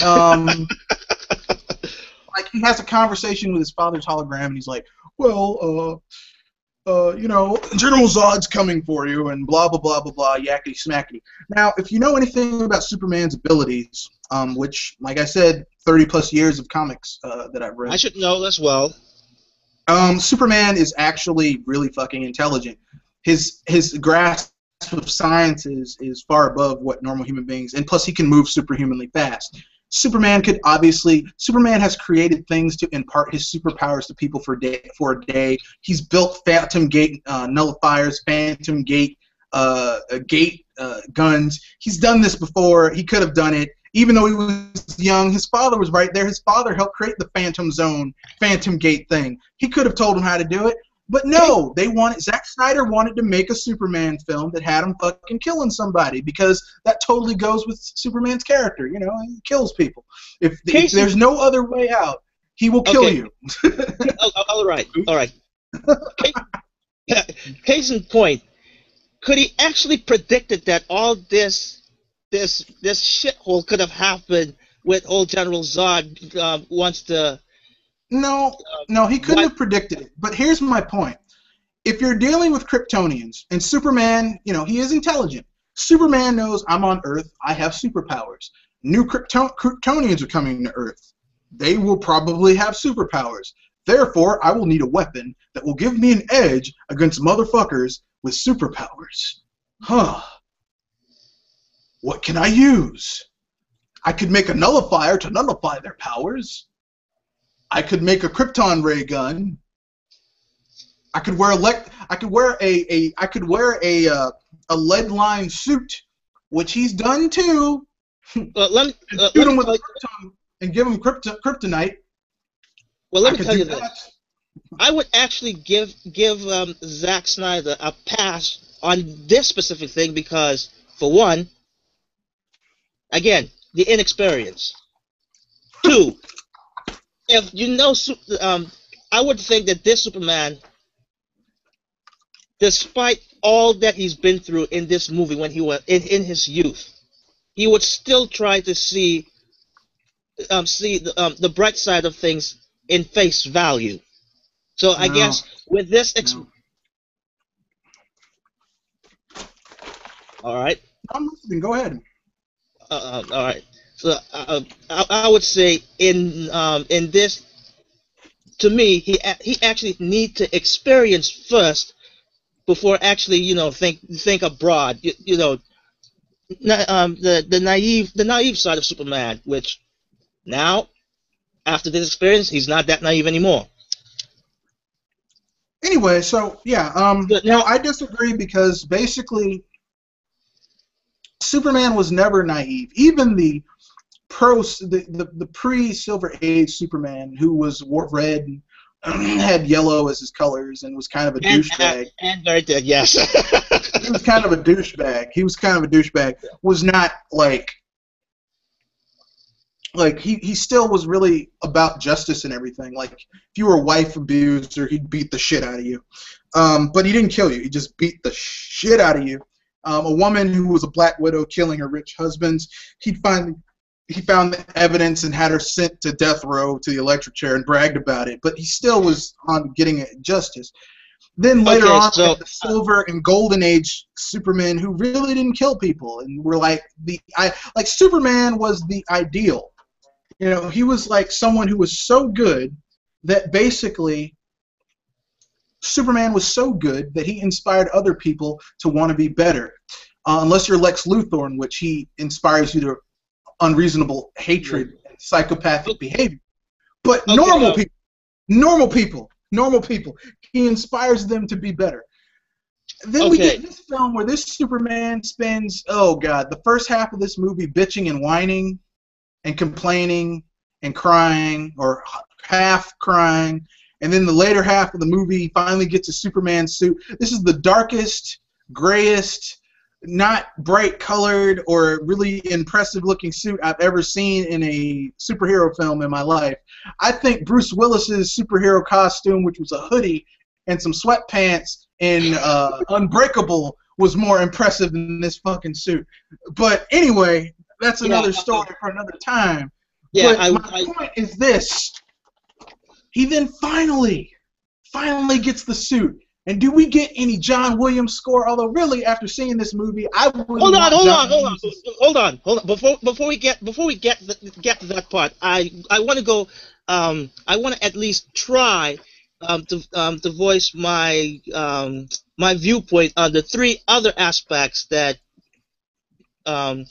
you bring up. First, it was the whole Phantom Zone thing that I tried, failed. Now, I remember there's the one with the whole chokehold that you did to make Zod faint. Well, yeah, in that scene, he was basically trying to fry one family there. So Superman, he still could have done the choke. Okay, you're right. He need time for that. I agree. You're right. He couldn't have done the chokehold. You know what he could have done? The eye grab. I think that I think that would be a lot more riskier, because those are that's a beam of a very hot beam of light. That's solar energy. I'm gonna let you have a little secret. That definitely can deflect. deflect. Did the same thing to Darkseid. Superman did the same thing to Darkseid. Darkseid's eye beams are exponentially more powerful than any of the shit Superman can do. Think about that. Okay, then let me tell you this. There's a possible potential risk that that thing can deflect and actually risk of hitting those one of those people. No, when he did that to Darkseid, it caused him to explode, but he didn't die. He just exploded, because it's really hard to kill Darkseid. When he did it in the current Man of Steel is based on their newest 52 Superman. He did something quite different to Darkseid in this one. He shot him in the eyes with his laser and blinded him. So basically, what I'm saying is there were so many other things that this dude could have done. This one was not face to face. This was clearly not face to face. He could have grabbed those eyes, man, and he wouldn't have been. Those eyes would have been fucked up, son. I will say the way that he might grab it might deflect those solar beams. I'm just saying, would have been better, but whatever. All right, now there's two more that you said. I forgot those. I said he could have nullified the power of the Kryptonians. Again, this is kind of like the whole Phantom Zone thing, which in this movie they didn't. In this Man of Steel movie, they didn't have a sort of contraption to nullify the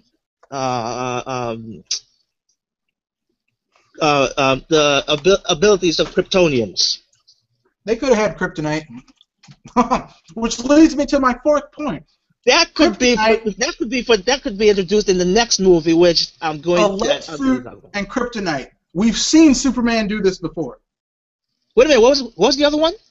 A lead suit. Superman in a lead suit with a chunk of kryptonite. It's done. Again, the kryptonite hasn't been found yet in this movie, and the lead suit that was created much later. Really?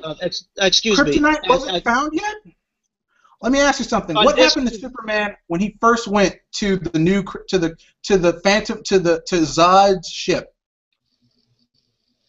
Zod's ship was actually in space. No, what happened when Superman went to Zod's ship? He was, yeah. He passes out, right? He gets weak and he passes out. Why would he get weak and pass out? Because he was on a ship that had kryptonite air, kryptonite particles from Krypton. The original Krypton. The Krypton that had been bombarded with solar radiation from a red sun. It was filled with kryptonite.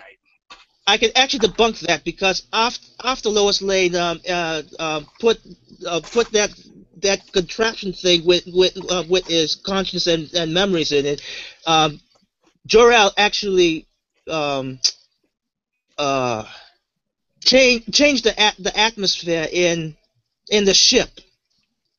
Yeah, he had to change the atmosphere because he had to flush the ship because it was fucking filled with kryptonite.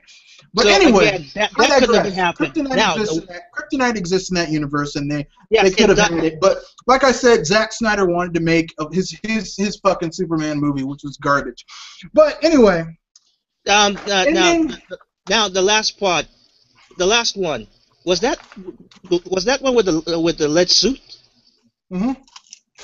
Okay, so that's try to debunk all four of them, but yeah. Now I'm happy. Let's move on. But anyway, so we get through all of that, and then we get to the incredible, edible, oh,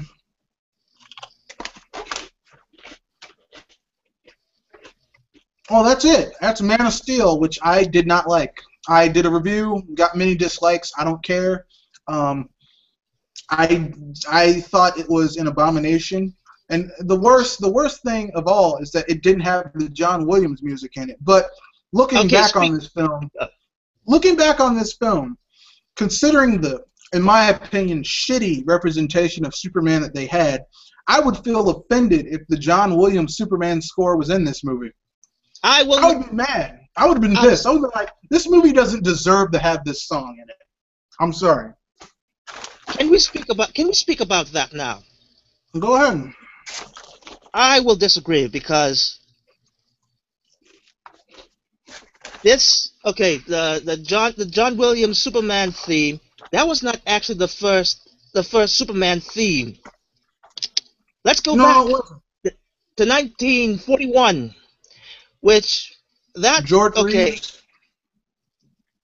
George Reeves, it's a bird. It's up in the sky. It's a bird. It's a plane. No, it's Superman. Dun, dun, dun, dun, dun, dun, dun. Yeah. That's not the original Superman story either. But that was actually by there were Superman shorts. There were Superman shorts. That was actually by Sammy Tenbuch, by the way. But there were Superman shorts before then that had very generic sounding music. That was kind of like what you heard in radio serials, like stock. Really, up until that point, until the George Reeves, up in the sky, it's a bird, it's a plane. No, it's Superman. Dun dun dun dun dun. Dun. Really, that was okay. That was a decent Superman, but they didn't have that in this movie either. So fuck it, fuck the movie. And by the way, we have the 1941 Sammy Tenbuch Superman theme intro, the 1978 John Williams spectacular theme of Superman, and then we have lets you know that this is a Superman film. Yeah, and then we also have 1996 Shirley Walker's Superman theme of the animated series, and that was good too. But guess what? That was a kind of homage to the John Williams score. I really do feel sorry that you do not feel the same way, but I also feel that the homage from Hans Zimmerman was the one that's called Ideal Hope. No, because that I would have. I'm sorry, but I have to say that actually have at least some essence of basically all the themes of Superman. Nope. I like Hans Zimmer. He did the theme music for The Lion King, but in my opinion, he should have stuck with Disney. Because he did the theme song for Batman, and if you played that shit, I couldn't tell you which movie it was from, or even if it was a Batman. I gotta tell you, it's a Batman film, but that's about it. If you played the theme music for Man of Steel, it's utterly forgettable to me. I wouldn't say, oh, that's some Superman movie. Now, I'm sorry. That one I actually feel it gives me the hope of this feeling that I rise up and do just about anything that I could possibly can. But that's what I feel of ideal hope. Nope. There's only one. There's only one song. Then I'm sorry for one song. I'm sorry for your jaded. I'm not jaded. I'm jaded. I'm just simply saying that. I would have gone with the word narrow-minded, but you chose the word jaded. I'm not narrow-minded or jaded. Here's my point. John Williams made the theme song. If you were born in the '80s, John Williams made the theme songs, and along with Jerry Goldberg, made the theme songs of our childhood. Simple. It's very simple. Heck, I would even put the 1940s, which I was really kicking it off back then when I was a kid. Well, there was 1940s. How old are you, man? 80? John Williams, Basil Polidorus. He did the theme song for Conan the Barbarian. Jerry Goldberg did the theme song for Star Trek, and also for The Omen, and like a whole bunch of other songs, like recognizable movies. And Jerry Goldberg, John Williams, of course John Williams, Danny Elfman. These people made the songs that made up our childhoods. The Beetlejuice theme song, Danny fucking Elfman, man. Heck, I can't believe you're actually forgetting. I think it was Brad Breedel that made the Terminator. Oh yes, how could I forget the Terminator? No, the Terminator theme, and I think Jerry Goldberg did the theme song for Total Recall. My point is this: music makes the movie. And I consider myself a music man myself, and especially if it's score music from movies. Exactly. If it's orchestrated, oh man, I love that shit. And then it basically. Making the Man of Steel without John Williams music in it is like someone saying, we made an Indiana Jones film. Does it have the Indiana Jones theme song from John Williams? No. Fuck you. It's not an Indiana Jones movie. Well, I actually found that there's an essence of the others. I'm sure there is, but look, man, let me put it this way, okay? You ever heard that song, that phrase, "Accept no substitute"? There is no substitute for John Williams. I'm sorry, I really can't see it as a substitute. It is. There is no substitute for John Williams. There is no one who makes whose theme sounds like Superman. Okay, I'm sorry. There's no one who's gonna be able to make their shit sound like this. So that means Shirley Walker is also the shitter. No, her shit is an homage to Superman. And I see with Hans Zimmer. Wait! It's Superman! I don't need to ask any questions! This is it!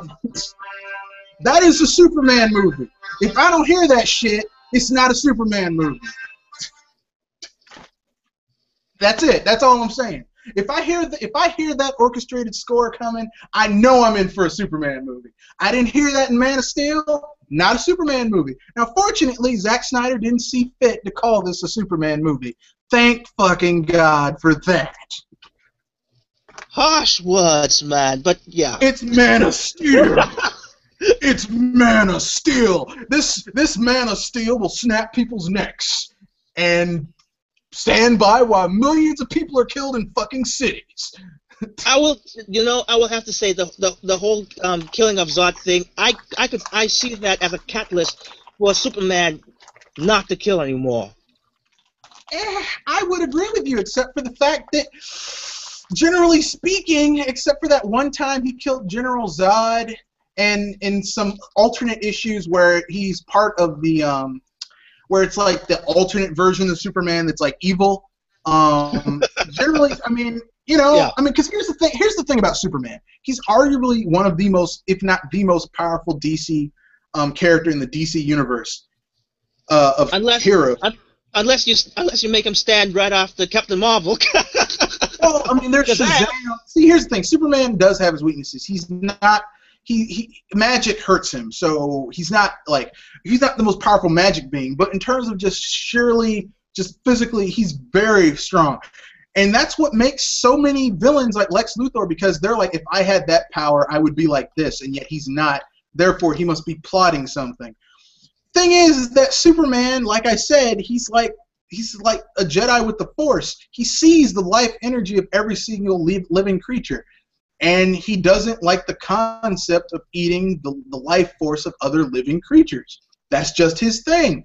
This was something he had before he killed Zod. Sorry, I know Zack Snyder's trying to build this universe. If in a perfect world they would fire his ass and get a real director to direct Batman vs Superman, but we aren't going to. But which brings us to Batman versus motherfucking Superman. Oh, snap, my friend. That hit me hard. Which brings us to Batman versus Superman. They've got Ben Affleck, and I know some people, man, Ben Affleck, look, listen. I'm not going to say he could be a terrible I don't know if he could be a terrible Batman. Because you know what? Everyone thought Michael Keaton was going to be a terrible Batman, and he was really good. And then we had Heath Ledger as a Joker, which even I was like, no, he can't be Joker. And then I was like, I'll be down. He did a good job. Okay, let me put it this way. People thought that Jack Nicholson wouldn't have been a good Joker. He was pretty good. Excellent. No question. Then we had Heath Ledger as the Joker, and he was good too. Christian Bale, I know some people, he was a great Batman. That fucking voice, I'm sorry. No. No, I so wanted him to die in that third movie so I wouldn't have to hear, tell me about rabbits. But anyway, so we got that movie, and it was just fucking... we're getting the next movie, Superman versus Batman, or Batman versus Superman. It's also going to be a Justice League movie. They have some lady who's like 5'6" playing Wonder Woman, even though Wonder Woman's an Amazon, and she's only a few inches shorter than Superman, and Superman's like 6 foot... No. It's actually officially stated that Wonder Woman is indeed taller than Superman. Yeah, basically she's an Amazon. She's a fucking Amazon. That means she's stacked and tall and buff, and yet you get a 5'4" woman to play her? Really? Fuck me. Unless the actor of Superman is actually, is shorter than this Wonder Woman actor. I don't see it happening. It's gonna be here's the thing. It's already starting to be a clusterfuck. They're not gonna have a Martian Manhunter. They might have a Green Arrow, but it's not gonna be played by the dude who plays Green Arrow on the TV show. They're gonna have a Flash, but it's not gonna be played by someone who's recognizable as the Flash. Yeah, speaking about recognizable actors, okay, let me say it like this. I won't give a damn if this actor that plays this type of superhero is recognizable or not. If he actually does it well, I wouldn't care. Exactly. If they did it well, but here's the thing. We had the dude who played Man of Steel. Some people think he was a great Superman. I found him to be a bit whiny. Then we have Christian Bale. Christian Bale says he's not playing Batman ever again. I don't blame him because he was a shitty Batman. Then we have Ben Affleck. He was great as Bruce Wayne. He was great as Bruce Wayne. Batman, nah. He was better as Bruce Wayne, but a Batman movie isn't about Bruce Wayne. It's about Batman. I am Batman. Do you know your name? I am Batman. You don't live in America. Red Fox? Hello. And he was off the air. Holy crap! And you're back. Thank I just God. got kicked out of my own. I just got kicked out of my own thing. That is amazing. I guess Son of a bitch. I guess Google has taken your negativity too much. Kiss my ass, Google. Anyway, Scroogled. Anyway, so as I was saying, before I was so rudely interrupted by technology. and he was just having his opinion, my friend. No need to shove him off his own live feed. My opinion is, I'm just saying it. What I'm saying is this: I don't care who plays. Ben Affleck, despite what anyone says, could actually pull off a pretty good Batman. I think he could. I think he could pull off a really good Batman. He's going to be an older, grittier Batman, like a Batman who's been fighting crime for like 10 or 15 years, maybe 20. He's got some shit under his. He's like in his 40s. He can still kick ass, but you know. This is what I'm having a problem with this continuity. I mean, already having Superman in his 30s, I'm having a problem. Yeah, if he was in his 20s or mid 20s, he looked like he was in his 30s. He looked like he was in his 30s in the first movie, Man of Steel. So shit. I mean, where else? You know what? To be honest, I've seen people that they look like in their 30s, but actually they're in their 20s. So no, I man, thought he looked like he was in his 30s. Yes, I thought there would be a bit more leeway into that, but I guess I was too much. The thing is that they're messing with the continuity. Batman and Superman are around the same damn age. Okay, they are. They're only 3 or 4 years apart. So really, if Batman's and I think Clark is actually older. I think Superman's older than Bruce Wayne. So basically, when he's in his 20s, then Bruce Wayne's in his 20s. It makes. I mean, it just they keep on messing with the continuity. I don't like that shit. But anyway, we know what is the catalyst for all of these DC films doing all of this, which leads us to the second half of this. The Avengers. No, never mind. Marvel. Well, let's not forget the first Marvel movies were garbage. Okay, Captain America, America's Greatest Hero. Oh, that was a piece of shit. That was terrible. Sorry. Another have you seen that movie? I mean, with that shitty shield, he just throws his shield at people, and they just step to the side, and it goes right past them. It's the laziest superhero movie I've ever seen. And then there was Doctor Strange in 1978, which was actually pretty good for the time. I mean, people now are like, "Oh, that movie was terrible." But if you know anything about they did the best with the technology they had at the time.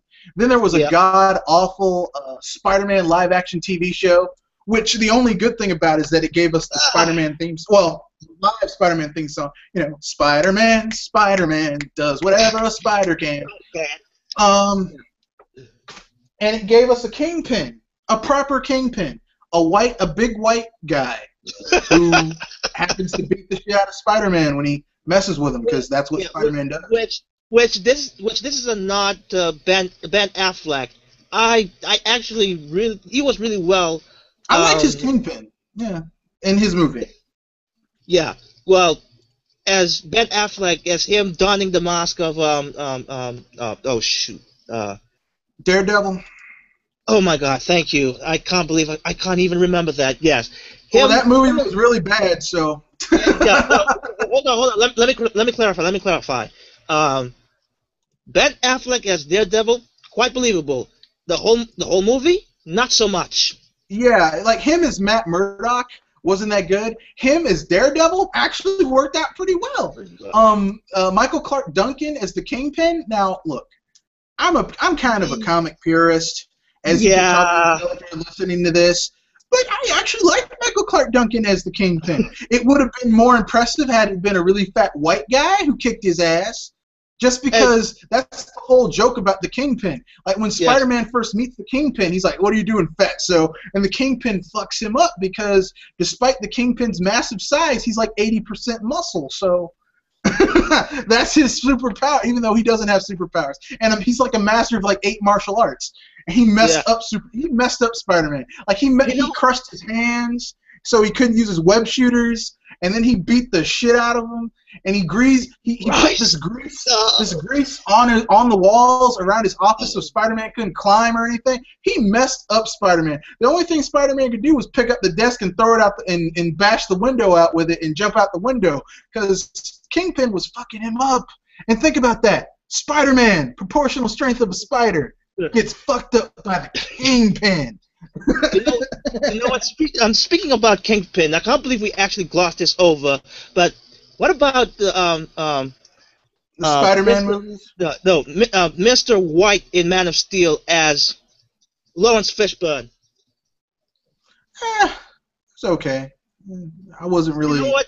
At first, I thought I really would get angry just because they basically changed Mr. White, but I calmed down after I saw Mr. Fishburne's performance. I'm like, oh yeah, yep, black or white doesn't matter. The thing is like it was like okay, Lawrence Fishburne played Perry White, but did he really add anything to the role? You know what I mean? Like what? No, it actually stayed the same. I mean, I know he was getting a check, and I know he did a good role, but it was like he didn't do anything that was really like, oh man, he really stood out as Perry White, the editor of the Daily Planet. You know, I'm sorry, it just wasn't that really grasping. But anyway, back to because we're out of DC now. We're moving on to why DC is trying so hard and shitting bricks right now. Too hard, my friend. Well, they are shitting bricks because Marvel went from making terrible movies to really good ones. I mean, and we're going over it. So basically, we got Spider-Man, and then we got the Sam, and then we had some terrible. We had Roger Corman do a Fantastic Four movie, which sucked.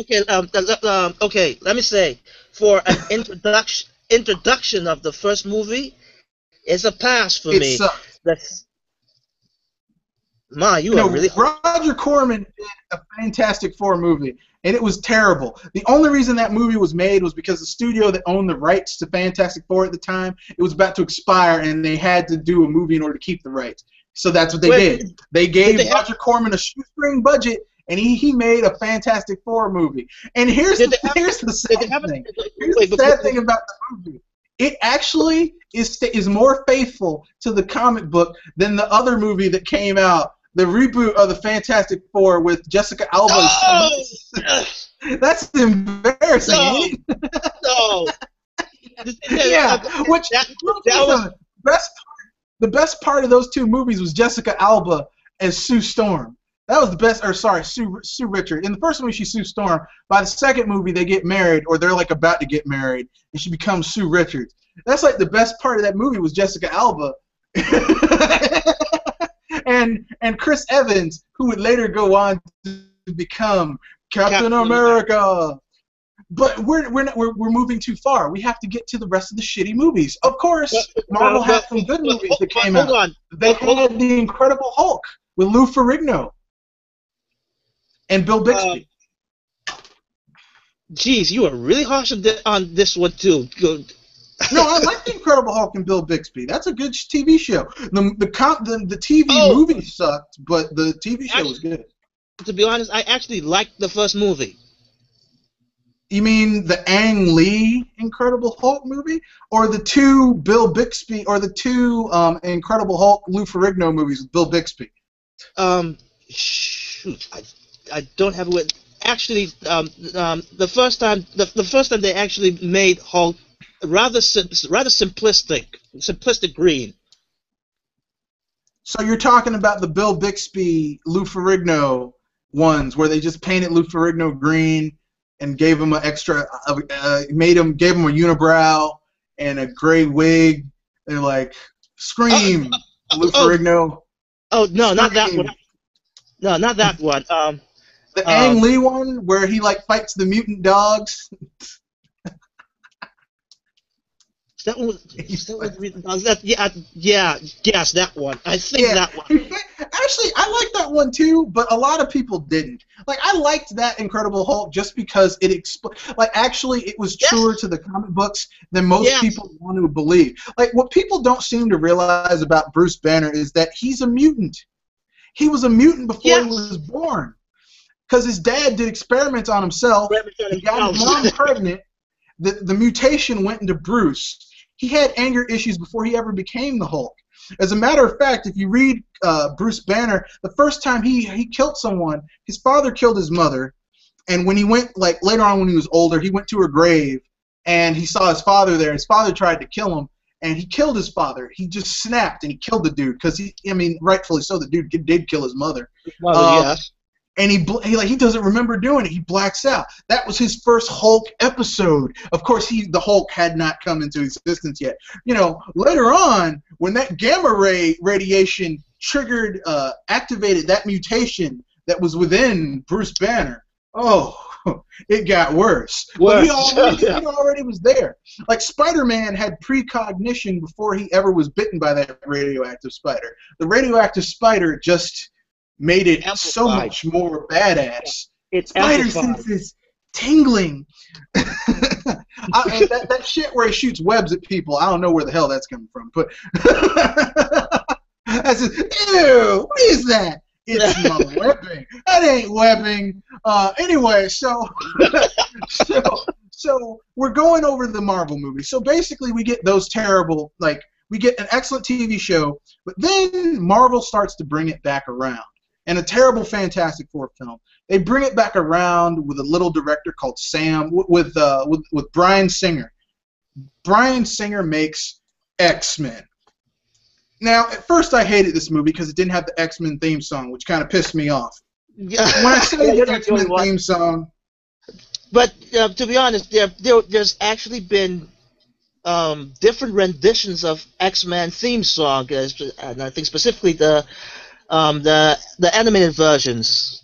I think they made like 2 or 3 of them, if I remember correctly. But yeah, so looking back at that first movie, I can, to much disgust, I can see why they Let me put it this way. Hold up. This X-Men theme song. When I hear X-Men, I want to hear this theme song. That's it. I don't want to hear that shit you came up with in that movie. But I digress. Anyway, overall, the film was okay. It had Wolverine getting his ass kicked. Back by Magneto. It got that. See, here's the thing, okay? Wolverine, like when we were kids and we played X-Men, make-believe X-Men, everyone always wanted to be Wolverine. As someone who's read a lot of these comic books, Wolverine gets his ass kicked like 95% of the time. He gets his ass kicked a lot.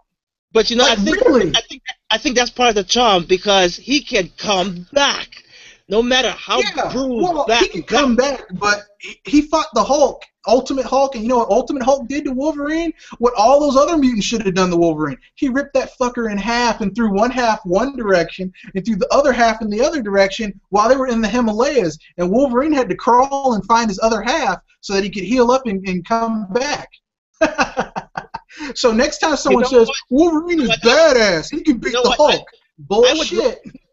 I would rather give props to Wolverine because he actually stayed alive long enough to find his other half.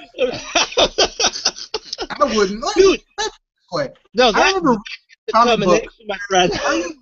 comic book in it was called, like, I think it was during the Civil War era, during the Marvel thing, and New York was hit with a bomb, and like there was flooding and everything, and the Hulk was raging. And like this dude, the Shield agent's like, if we stand together, we can beat the Hulk. And it was like, the Hulk. And he's like, he's going on this monologue. And he turns around, everyone's gone, because no one in their right mind wants to fight the fucking Hulk. Okay. Well, anyway, I digress. Let me finish. That's one demented person that actually wants to fight the Hulk, which is even Wolverine's like, the Hulk. I'm the best at what I do, but what I do isn't very good. Yeah, that's nice. You're gonna go fight the Hulk. Fuck you. I'm leaving. That's basically over. Give me my cigar. Here's your money. But basically, I digress. Anyway, the Incredible Hulk. We were talking about. We were talking about the X-Men. The X-Men. Pretty good movie. Pretty good. I will say, not great. The one gripe I had about this movie, this first movie, well, technically it prolonged to the other movies, but actually two gripes. One, the costumes. Two, the love triangle between Jean Grey, Wolverine, and Cyclops. Was like, he's like an 80-year-old. He's like a 120-year-old dude hitting on a woman who's like 30. But I have to admit, that 100-year-old sure looks sexy. No. That was just kind of creepy to me. Okay, that was just I'm just looking at a woman's perspective who doesn't care about age, but yeah. No, look, he's 120 fucking years old. That's just wrong. I'm sorry. That's wrong. I think it comes with the experience. But anyway, no, that's just wrong. Okay. But anyway, so 120-year-old dude just trying to destroy people's shit. His mutant factor is that he can heal. That's his thing, and he has bone claws. Woo. Yeah. So we get X-Men. Adamantium. At the same time, oh no, the adamantium was added later. He originally was bone claws. But also he's got the reason he has adamantium is that his healing factor basically keeps his body from destroying itself to get the adamantium out of him. Which is why only like 3 or 4 mutants have adamantium skeletons, because they're the only ones who have healing factors that can do that. My comic book knowledge. I'm Flavin. Props. But anyway, so then we get Spider-Man by Sam Raimi with Tobey Maguire. Yeah, which was actually pretty good. Wait, I've heard people say that Tobey Maguire was not the best, but no, he wasn't the best, but he was pretty good. But I will have to say he actually had the spitting image of the '90s Peter Parker, Amazing Spider-Man. He really like okay, Andrew Garfield in the new Amazing Spider-Man. Okay, that's good. He's okay, but really, in my mind, Tobey Maguire really got Peter Parker down, because Tobey Maguire really looks like a nerd. Andrew Garfield doesn't look like a nerd. He doesn't look like a nerd. But let's say it straight up. He does look like a nerd, but not to the point of disgusting. He's actually the cute nerd, but Andrew still Garfield, being passed on. No. I will never call another man cute. Andrew Garfield doesn't look like a nerd. Andrew Garfield looks like the slacker skater kid. No, not Andrew Garfield. I was talking about Tobey Maguire. No, Tobey Maguire looks like a nerd. Like, in those movies, they got him down looking like a nerd in those first 2 films. And that's why in the first film we got some decent action sequences, the Green Goblin and Spider-Man and Mary Jane. It was great. And then they like Sam Raimi's like, you like that shit? I'm gonna give you some more shit to like. We got Spider-Man 2 with Doc Ock. And this movie still, in my opinion, has some of the best Spider-Man fight scenes I've seen. Like, even better than the Andrew Garfield one. And I'll tell you what, Andrew Garfield ones are like heavily CGI'd. Like, even more, like, and it's so CGI'd that it's like, and with all this damn slow down and dubstep music, I'm like, Jesus Christ. No, but I'm telling you something. Yeah, it was overdone. On the train between Doc Ock and Spider-Man, like, it starts with that was breathtaking.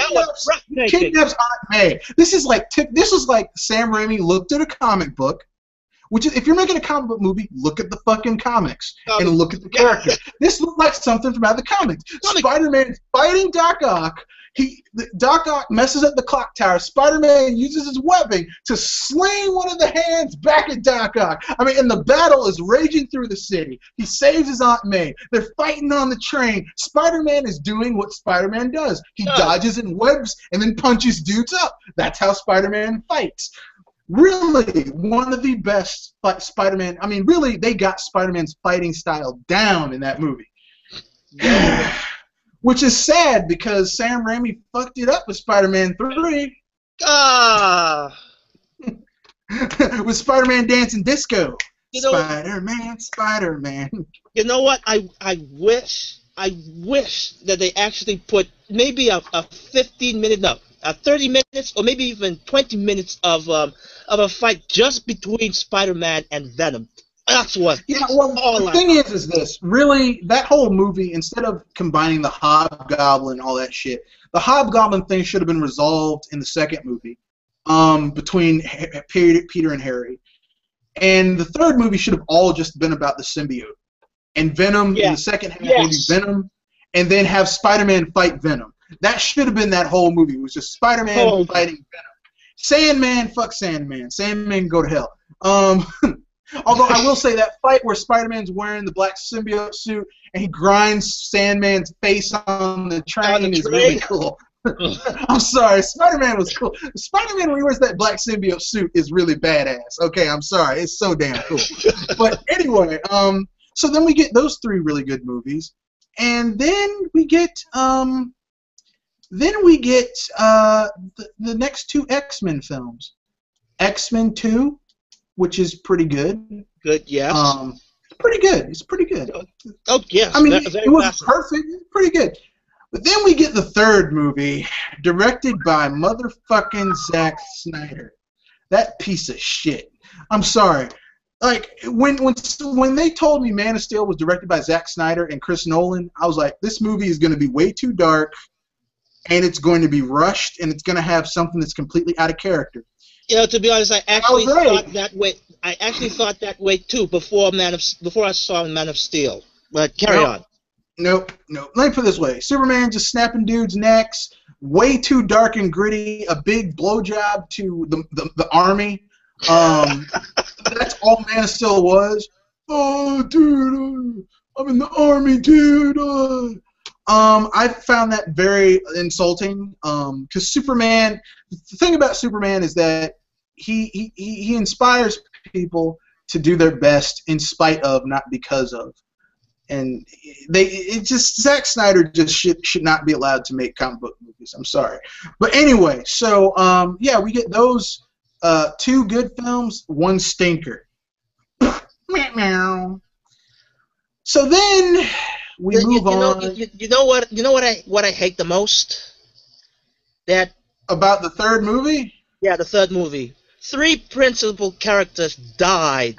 The Juggernaut, how they killed off Cyclops, and that was some bullshit. I know that dude read that script and was like, "This is some bullshit." I mean, how can you kill off key characters? And how they killed off Professor X. That was the most fucked up death I've ever seen. Yes, that was my biggest. Here's the thing. You know, like Bryan Singer, sorry, not Bryan Singer. Zack Snyder fucked up X-Men so much, they had to make 3.5 movies to fix it. They had to make Wolverine. No, they had to make, what was it? X-Men First Class, Wolverine, and Days of Futures Past in order to fix the fuck up that Zack Snyder did with X-Men. You know what I think about that? Do you know how bad a director you have to be where people have to make 3 movies to fix your fuck up? No, go ahead. Yeah, you know what I found very ironic? No, what? When I actually saw the, finally saw the second Wolverine movie this month, and to see Professor Xavier come back like nothing happened, I'm like, what? I know they had to make 3 movies to fix Zack Snyder's bullshit. That's why I don't. When someone says directed by Zack Snyder, I'm like, fuck me, this movie's gonna blow. And more likely than not, to me, the movie sucks. But that's just me. So anyway, so we had to go through all that. Those movies are good. But then Marvel said, you know what? We're going to get serious. Disney bought Marvel. And when Disney bought Marvel, Disney said, you know what? You guys know how to build hype. Because they're comic book people. Comic book people know how to build hype. That's all comic books are, is giving your readers, your viewers, one link of the chain at a time in order to build up to something big later on down the line. So and that was awesome. That was a plan. Iron Man. Iron Man. Man. Na, na, na, na, with Robert Downey Jr. Now, this was Robert Downey Jr.'s last chance. This was an actor who was down on his luck, down and out. Shit wasn't looking good. And you know what? Hold on. I gotta see this. Did the Sherlock Holmes with Robert Downey Jr. came before or after Iron Man? After. After. Because he was. No, that was a good movie too. But I'm talking about this DC for Marvel right now. Yes. So just listen. He did that shit, and it was fucking awesome. That first Iron Man movie was awesome. Now between these, you have to say it like this: Robert Downey Jr. owned Iron Man. Yeah, he did. He did own it, and it was just a very good. It was a very good film. But between this movie and X-Men, we also got The Incredible Hulk, directed by Ang Lee. The Incredible Hulk, directed by Edward Norton. Both of them have their merits and their disagreements. The Incredible Hulk movie, directed by Ang Lee, focused way too much on the interpersonal drama between Banner and his need to turn into the Hulk and his father-son dynamic, and you didn't get a cool boss fight until the end. The second movie focused way too much on Banner dealing with the fact that I'm tired of turning into a monster. But then it had that awesome fight between the Hulk and the Abomination at the end, which was just fucking awesome. Like, really, like, because except they got a few things wrong about the Hulk. First of all, the Abomination is stronger than the Hulk when the Hulk first transforms. But the longer the Hulk fights, the stronger he gets, because the longer he fights, the angrier he gets. And the angrier the Hulk gets, the stronger he gets. So basically, he can overpower anyone eventually, given enough time.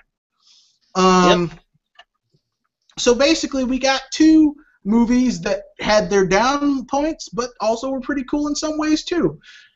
And we also got two Fantastic Four movies that sucked.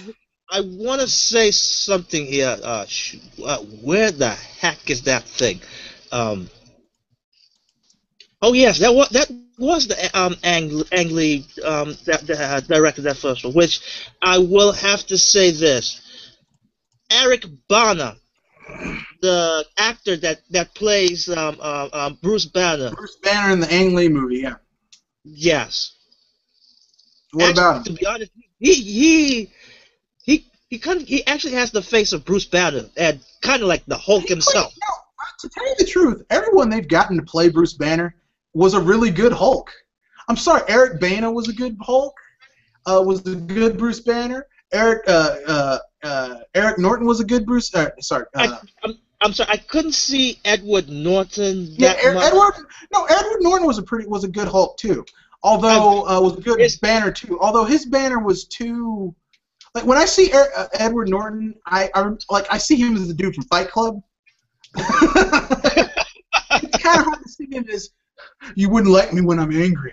But I'll tell you who's the new dude who should always be who they should model all their Hulks after. Mark Ruffalo. The one that's from the Adventures. Mark Ruffalo did a good Bruce Banner. A man who's lost everything and is trying his best to maintain. And he he's lost everything. He can't have companionship. He can't have sex. He can't do anything that he'll really enjoy. Just life is just meaningless, but he's still trying to do the decent thing. Yeah. Just don't make him angry. Of course, it's no longer to that point because he's always pissed off at this point. It's always just simmering under the surface. It's always there. But anyway, I digress. So we got those two movies, and then we got what's it called? The Incredible Hulks. Then we got two craptastic Fantastic Fours, which pretty much destroyed tons of comic book continuity. The best part about those two films is that you had Jessica Alba. That's the best part. Jessica Alba was the best part of those two Fantastic Four movies. They fucked up Galactus in the second movie. They fucked up Yeah. Dr. Doom in the first movie. I mean, it's like these people never opened a comic book. You know, the source material for this shit. Yeah. But whatever. But then they did Iron Man, and Marvel started to redeem themselves. They did Iron Man 1, and then they made a Thor movie. Which is actually good, by the way. Just as an introduction. The first Thor movie, in my opinion, had suffered from the same issues that the Incredible Hulk movie, Edward Norton's Incredible Hulk movie did. Like, you had to go through a lot of interpersonal drama before you got to the good parts of Thor beating shit down with his hammer. Like, I don't care. Oh, I love, what's her name? Princess Queen Amidala. Okay, we know you love Queen Amidala. Could you please, Natalie Portman. Natalie Portman. We know you love Natalie Portman. Can you please get your hammer and beat some shit up, please? Thank you. People watch comic movies to see you. I gotta say this. I've got to say this. How can he try to pick up the hammer when at that point he didn't redeem himself yet? Exactly. Sure, see, that's the thing that people don't understand about Thor the character. Thor the character in the comic books was never the Thor the god. It was a dude who found his hammer and was judged worthy. So anyone can beat Thor. A woman can beat Thor. Right. That's kind of cool. But anyway, yeah, they did that because Thor was an arrogant prick. That's why he got sent down to Earth in the first place.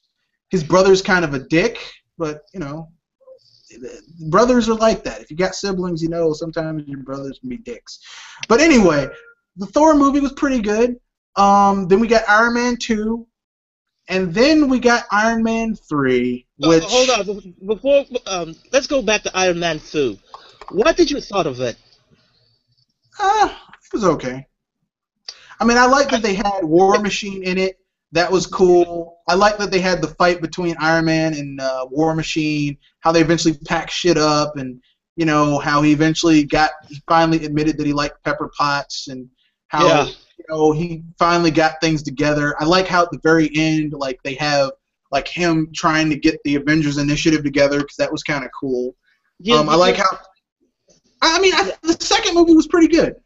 Yeah, I'm sorry. Here's the thing. I've actually seen people really dogging down on this movie just because we were, and I said, quote unquote, we were seeing too much of the downside of Tony Stark, which... Yeah, but people need to understand something. When Stan Lee created Iron Man, he wanted to create the most douchebag character he could and force you to like him.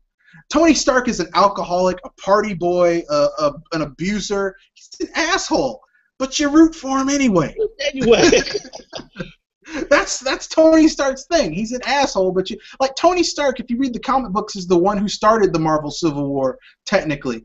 And for that, he's a piece of shit because the Civil War got Captain America killed. Captain America is the Marvel Universe's equivalent to Superman. Fuck Tony Stark, in my opinion. But I still like him. Iron Man.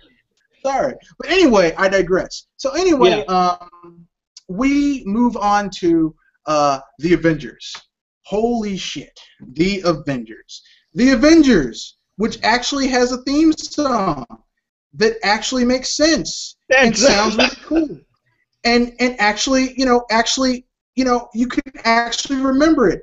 And if someone plays it, you think, oh, this is the theme song to the Avengers. Which is kind of cool.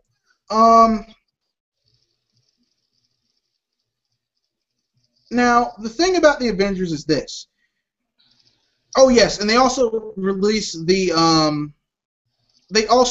of course, they also did the Captain America movie. Marvel was building these movies to build up to the Avengers, and they did, and they opened it up with this. Yeah, oh yeah, it was that.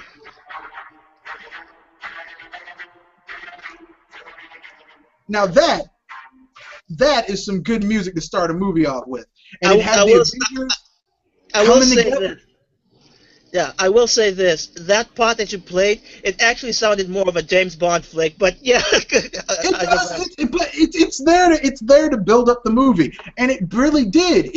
Look, you knew you were watching a superhero film. It opened up with Loki stealing a MacGuffin that's going to be used to do X, Y, or Z, and the Avengers have to band together to stop him. That's the film. And of course, the thing is, go ahead. No, of course, as we always know, Iron Man, as he does in all of his films, is always right. Loki's like, I have an army, dude. We got the fucking Hulk. Hulk. It's the Hulk, dude. And the Hulk, basically, their strongest, most powerful unit, the Hulk took out in one punch. You know what? You know what I like about. You know what I like about when they were trying to come together, that it wasn't working, and what Bruce Banner said it himself. We're not a team. We're a time bomb, and that was basically just that. If it wasn't for that catalyst that happened. Oh yes. Yeah. Well, basically, I mean, it was calculated to get them to work together, because the Avengers is all about. Now, that's not how the Avengers came about. Initially, the Avengers came about. Which props to Nick. Yeah, which props to Nick Fury for actually contemplating this whole. Yeah, that's nice. But you know, in the original comic book, the Avengers weren't formed like that. They were formed by Iron Man actually, and he got together with some of the other heroes. The original Avengers were Iron Man, Captain America, Hawkeye, Black Widow, Thor. Black Widow wasn't in it initially. It was Thor and the Hulk. There were no women in the original Avengers. It was just 5 of them, and they were basically the strongest heroes at the time. They came together. Now, the Avengers is kind of like the Justice League. Like, other people have left and come back. There's Avengers West Coast, Avengers East Coast. Then it became worldwide. Which DC, take a page from Marvel. Let it build up. No, they aren't going to do that because they're running scared. They're running scared, son. Which is that's the last thing that should be in their mind. Damn it! They're running scared. They're running. You want to know why? You want to know the difference between DC movies and Marvel movies at this point? I'll tell you. DC is being run by Warner Brothers studio execs, those who are running the movies. If you go to Marvel and you look at the people who are making the actual Marvel films, and I don't mean Amazing Spider-Man under Sony. Because fuck Sony's movie division. And I don't mean X-Men under Fox, because fuck Fox's movie division. I mean the actual Marvel movies coming out of Marvel Studios. Those movies are being made by in one company. Well, the people who are actually laying the work for this are the people in the comic book thing. They're the ones. Yeah. And because these people know how to do this shit. They've been doing this shit for 40, 50, 60 years. They know how to build up a story. Why are you trying to lump everything into like 2 movies? These people built a fucking they made Iron Man, Captain America, Thor, Incredible Hulk, what was the other one? Okay, we said Iron Man 2, Iron Man 3, Captain America: The Winter Soldier. They made all these films not Winter Soldier. Winter Soldier came out after Avengers, but they made these films to lead up to the Avengers. Yes. They laid a trail. This shit was planned out. You can't just say, hey guys, let's just throw all this shit into one movie and hope it works. That's the Warner Brothers. That's the Warner Brothers mantra for DC movies at this point. And it's I could see them since they announced the title of the Man of Steel sequel. I was like, oh shoot, they're going to die. They've jumped from Superman to Batman. They're using a new Batman. They're gonna throw Wonder Woman, the Flash, and I want to say Green Lantern in this. I just wish they actually made. The Flash doesn't have a movie. Green Lantern's movie was shit. Wonder Woman doesn't have a movie at all. So I mean, basically, which I kind of wish they make. Okay, the ones that they don't have a movie yet, I wish they made a standalone movie of their own. I mean, I just saw that latest animated movie of Wonder Woman. I was like, how could they not pull this off in a real life movie? How can they not do this? They're not going to do it. They could. They can. And they're just... They're not going to do it. You want to know why they're not going to do it? And why is that? And I'm sure I'm not going to like this answer, even though it's true. Warner Brothers is not going to do it because Warner Brothers is the people in charge of making the DC movies are fucking studio execs and bankers and investors. They're looking at demographics. And right now, what Marvel did, they laughed at Marvel. Oh, you're going to build your Cineverse one movie at a time. How naive. I can't believe that. Oh my God, that was this way. When Marvel was making their first Iron Man movie. When Marvel was making their first Iron Man movie, and I hate to say this, I know people are like, well, I like the Christopher Nolan Batman movies. They're great. Christopher Nolan's Batman is too dark and too gritty to be in the multiverse. It's too freaking dude-bro-ish with that fucking tank Batmobile to be in a Batman versus Justice League movie. I'm sorry. It's too fucking dude bro-ish. I'm sorry. Actually, it's too dude bro. I could see Batman in that new version of Batmobile, but not this the new version, suit. not the fucking tank. Not the fucking tank. I'm sorry. I can see that. I can see that Batman can use it for something, a last ditch effort or something. No tanks. Batman is not allowed to have a tank unless he's 55 years old.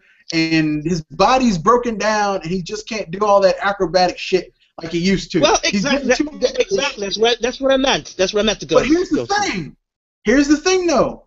The Justice League movie is taken when Batman is still kind of in his prime, so he doesn't need a fucking tank. Why would you give him a fucking tank? No, never mind. I'm not gonna get the Christopher Nolan tank shit. But my point is this. Okay, these movies were. When when Marvel was putting down link by link, brick by brick, building their Cineverse, DC should have been like, because DC is stuck doing things the same way. Warner Brothers is stuck doing the same way they did, from the 70s, and it worked back then. They had but here's the thing, it kind of worked back then. Like they'd have two good films, and then it would go to shit. Batman, first two films, pretty damn good. Damn good. Batman Returns, those are pretty good films. Then, before you go any further, I can't even stand with the whole Batman nipples.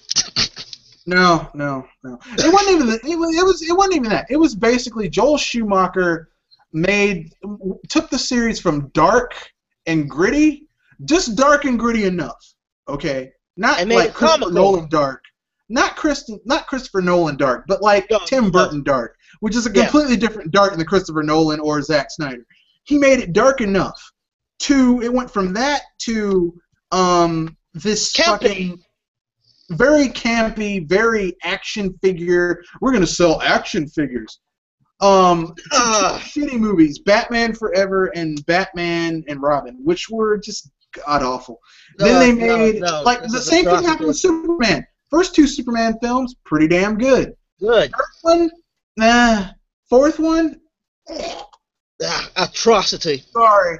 And the fifth one, oh shit. Oh no! Now you really hit the atomic bomb. Just god awful. I'm sorry. Just oh god, no. If you listen, okay. If you're like me and you don't like Superman, Man of Steel, but you like the story. Go watch the first two Superman films from 78 and 80 by Richard Donner, the director's cuts. You'll have a lot more fun. Okay, you'll get to see Krypton destroyed, him meet Lex Luthor, him meet General Zod, him meet Lois Lane, Daily Planet. You'll see the Superman that you grew up with. What's the problem here, ma'am? I'm here to help. I'm Superman. I'm just here to help you, ma'am. That Superman. The Superman that's all like, flying faster than a speeding bullet. Lois Lane dies. He flies around the Earth like 50 cajillion times. Makes time go backwards. You know, he actually did that in a few comics. Which is in theory, it could be possible, but never achievable. In theory, impossible, but Superman, Golden Age, Silver Age Superman had limited powers. It wasn't until 1988 when they rebooted Superman that he got the normal stable of powers that were like the norm for like the next like 20 years. But anyway, I would say held back, but yeah. Well, no, they finally gave him a normal set of powers, because up until that point it was like Superman's like, I have a power to get me out of any situation. He literally was Superman. But anyway, I digress. DC is run by studio execs. Marvel's movies, aside from the ones that are contracted out to Marvel or Fox, are run by Marvel.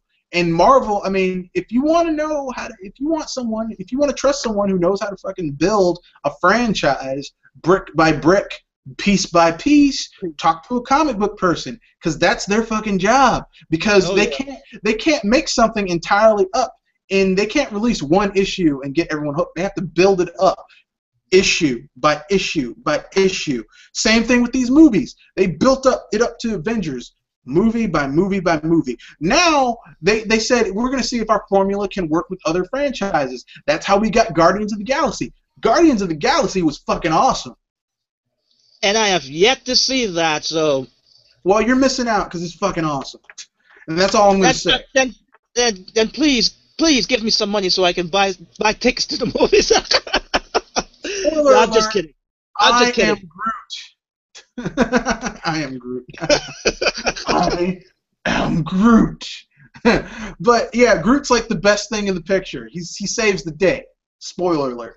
But anyway, yeah. But my point is this: DC versus Marvel. DC is not run by the people who should be running that movie division. Marvel is. So that's why their shit's looking well. And now that and here's the cool thing: now that we got Guardians of the Galaxy and it turned out to be good, we're gonna get a Black Panther movie. And I'm gonna tell you something about Black Panther. I'm gonna let you know a little secret. If you pitted Black Panther against Batman, Black Panther would fuck him up. That's how badass Black Panther is. That's how badass Black Panther is. Okay. Bruce Wayne is rich, but he's got issues keeping his main criminals locked up in an asylum. Black Panther runs a fucking country. A country. And guess what? Everyone who fucks with Black Panther, they wind up dead. They die. He kills their ass. None of this bullshit with, oh, I don't do... Black Panther, kill your ass. Okay?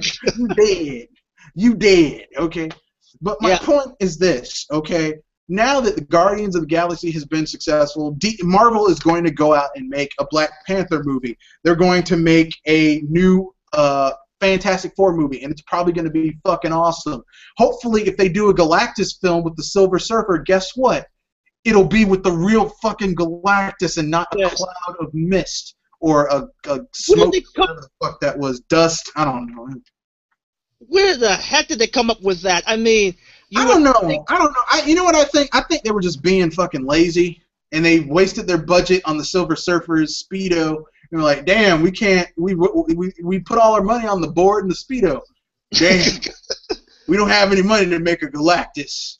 Well. Let me put it this way. I know they can do a Galactus because they did a Thanos. They did a Thanos in Guardians of the Galaxy. And if you can do a Thanos, you can do a Galactus. Although, to tell you the truth, Thanos doesn't scare me. Galactus scares the shit out of me because anyone who can eat fucking planets... I mean, damn. The only reason the Fantastic Four were able to defeat him is because they found a magic MacGuffin that could destroy the entire universe. That's the only thing. Oh my gosh, a MacGuffin. Well, yeah. I mean, that's how comic books work. There's always a MacGuffin. Where did they get these words? MacGuffin? It's just a slang writer term that people use. Like, okay, like if you've ever watched Pulp Fiction... the item in the suitcase is a MacGuffin. You don't know what it is, but you know it's valuable and everyone wants it. It's a MacGuffin. Everyone wants to die for it. Indiana Jones, the diary is a MacGuffin, which later translates over to in the Last Crusade. The diary is a MacGuffin, which translates later over into the cup. Right? It's a MacGuffin. Yes. It's there. It's there. You're searching for it. In Temple of Doom, the MacGuffin was the stones. Those stones that burnt. Those mystical stones. In the Raiders of the Lost Ark, it was that damn pendant. Right? That was the MacGuffin. And then later on, it was the Ark itself was the MacGuffin. I mean, all these films have MacGuffins. In Star Wars, it was the plans that those droids had. That was the MacGuffin. I have to say, just the word in itself is pretty darn funny to me, man. Just saying it. Sounds weird, yeah. But my point is this.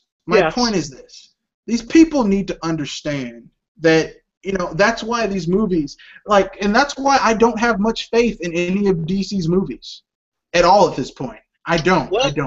They said they said Superman versus Batman versus Superman is going to be, along with Wonder Woman and fucking Iron Man, Steve the janitor, Dave the accountant, Wonder Woman, Janet the secretary, just all types of people, John, Bo Diddley the gardener, groundskeeper Willie, basically everyone's going to be in the Justice League in this. Actually, to be honest, when it was just Batman and Superman, I really did have a little teeny bit of hope that maybe they're not going to jack this up. But as soon as Wonder Woman's going to be in there, I was like, yeah, that's it. Fuck it. No, this is not going to work. It wasn't Wonder Woman. When they said that Wonder Woman was going to be played by Gal Gadot, and I heard that she's like 5'6", I was like, oh, this movie's fucked. I would say they showed that they showed her outfit. They showed her outfit, and it's like this dark leather bullshit. I was like, that is not Wonder Woman. I'm sorry. Well, get the fuck out of here. At least it's better than that one-piece swimsuit. You got to agree with it. I mean, here's the thing.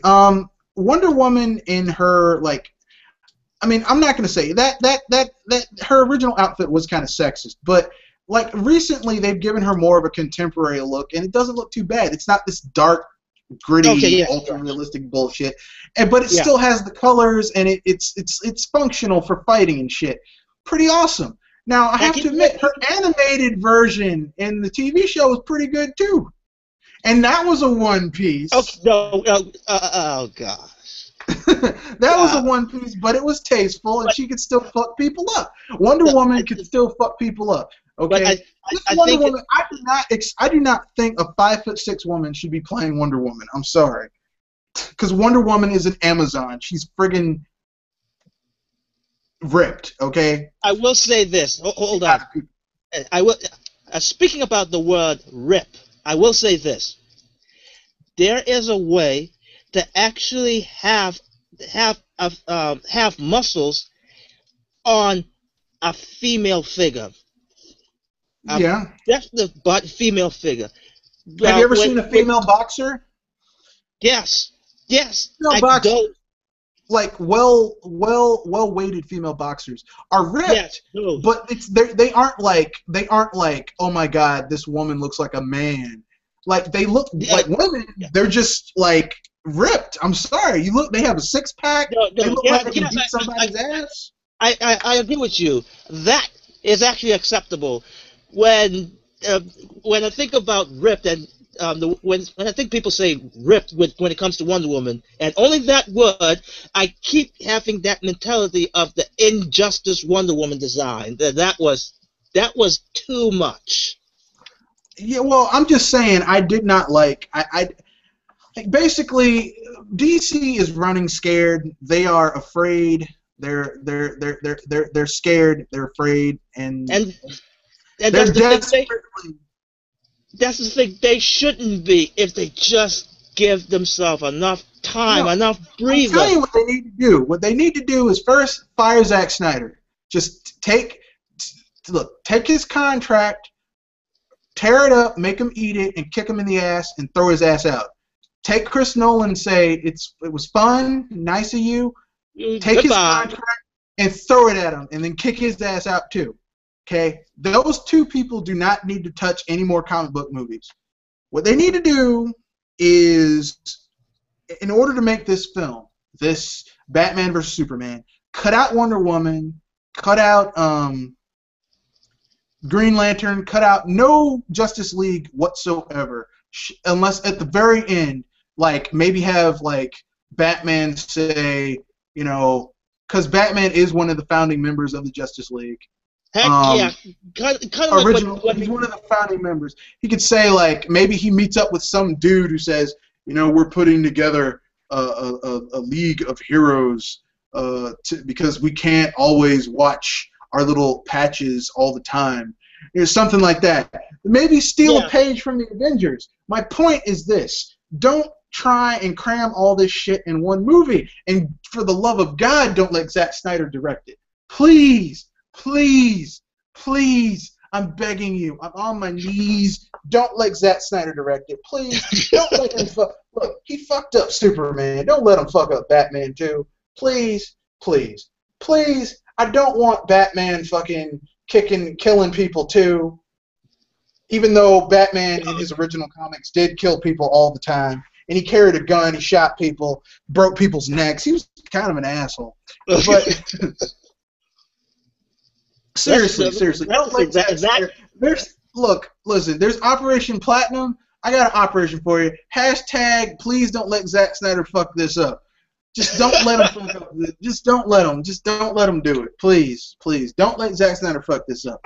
That's the #. Please. Warner Brothers, DC, don't let Zack Snyder fuck up this movie. Just don't. Please. I don't care who you get. Just not Zack Snyder or Chris Nolan. Okay? I got even that's better just one. My opinion. I got an even better #. Hashtag don't fuck up DC. Look, I live in the DC metropolitan area. That's like all the politicians here. Okay, DC Comics. Let me say it that way. Don't fuck it up. No, don't fuck it up. #Zack Snyder. Don't fuck it up. But knowing Zack Snyder, nah. Well, let me put it this way. This film is supposed to come out 2018. It's probably going to blow chunks. Now, meanwhile, the Avengers 2 will have come out, and it's going to be fucking awesome. Speaking about the Avengers, the only one tiny problem I have with this is with Hawkeye's costume design. Where's the freaking mask? Well, that's his. That's Hawkeye's costume design is his new costume. That's the costume he's had for the last I want to say 5 years. Like during the Civil War, he got rid of the mask. Yeah, his classic costume was in purple with the mask, but I mean they made concessions. I mean, shit, Thor didn't even have his helmet for most of that movie. He should have had his helmet. Yeah, I might as well accept the changes, even though I probably wouldn't like it. But you were perfectly fine with that muted, uninspiring Superman Man of Steel costume, but a mask pisses you off. No, because to be honest, I actually willingly agreed with Thor's no helmet. With Hawkeye, I'm sorry. Let me just say he kind of have the resemblance of Wolverine's old costume. So I thought at least something of Hawkeye would be kept intact, but it seems like all that is gone. Well, he had the bow, and besides, who needs Hawkeye's mask when you've got Scarlett Johansson those tight pants? Look, let me put it this way. Hulk was awesome. I'm sorry to be a nerd here. I'm sorry to be a nerd before than a man first, but yeah. Look, Hulk was awesome. Iron Man was awesome. Thor was awesome. Hawkeye was awesome. All that action was great. Nick Fury was cool too. But the highlight of that movie was Scarlett Johansson and those tight pants. Those tight tight pants. I don't know. For some I guess reason, I guess I don't have much testosterone in my body to notice more of Johansson than the action and the battles themselves. look, man, look, listen. Before the fight started, she's bending over on the freaking motorcycle. You can't miss it. Because I'm gonna tell you the truth. I could give a shit less about Megan Fox and her movies, but Scarlett Johansson, No. she's hot, and I know she's someone's mother. I don't care. She's a hot mom. To be honest, which makes it even that much hotter. Look, Megan Fox is someone's mother too. She's got like 2 kids, but I'm sorry. The only thing that Megan Fox has is the body, nothing else. So, call me a person. She's got these huge man hands, which is kind of creepy, but and an Adam apple. So I don't know. She may not be a never mind. I'm not gonna. Everyone with the old but that's it. But anyway, my point is this: Marvel has DC running scared, and it's like it's all over again. Now, hopefully, DC can pull it together because I want to see good Superman movies again. I want to see good Batman movies again. I want to see a new Swamp Thing.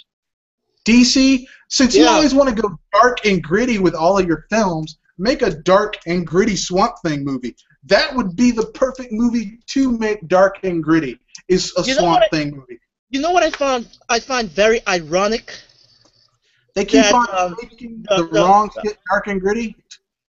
Well, the whole dark and gritty thing and the color schemes. I find it very ironic that X-Men, all of them had black leather, while Superman, well, the other DC characters, they actually have, even though they're a whole lot darker, you can still see some color in them. No, it's basically, here's all I'm going to say about the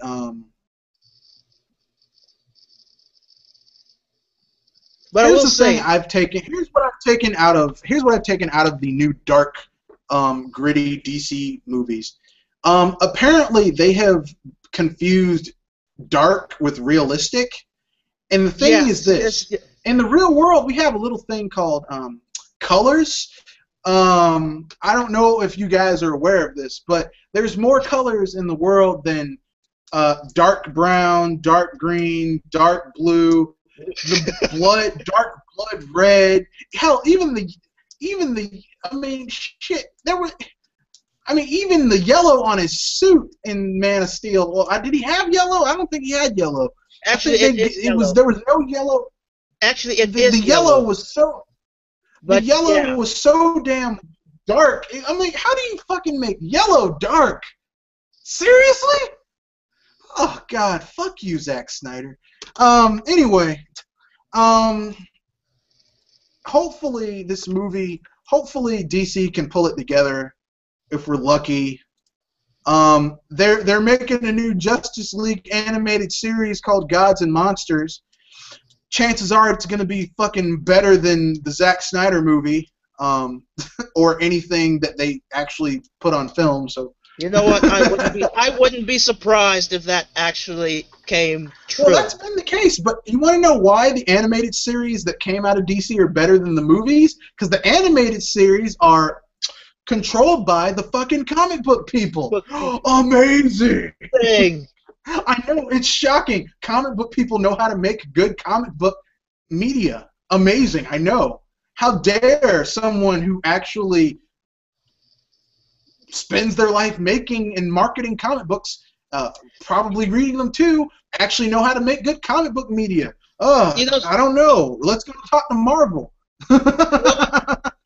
Speaking about the animated movies, there was one Justice League animated movie that, in a way, it kind of grind my gears. That it was that new Justice movie with the new 52 take, which they actually tried to when they tried to retro.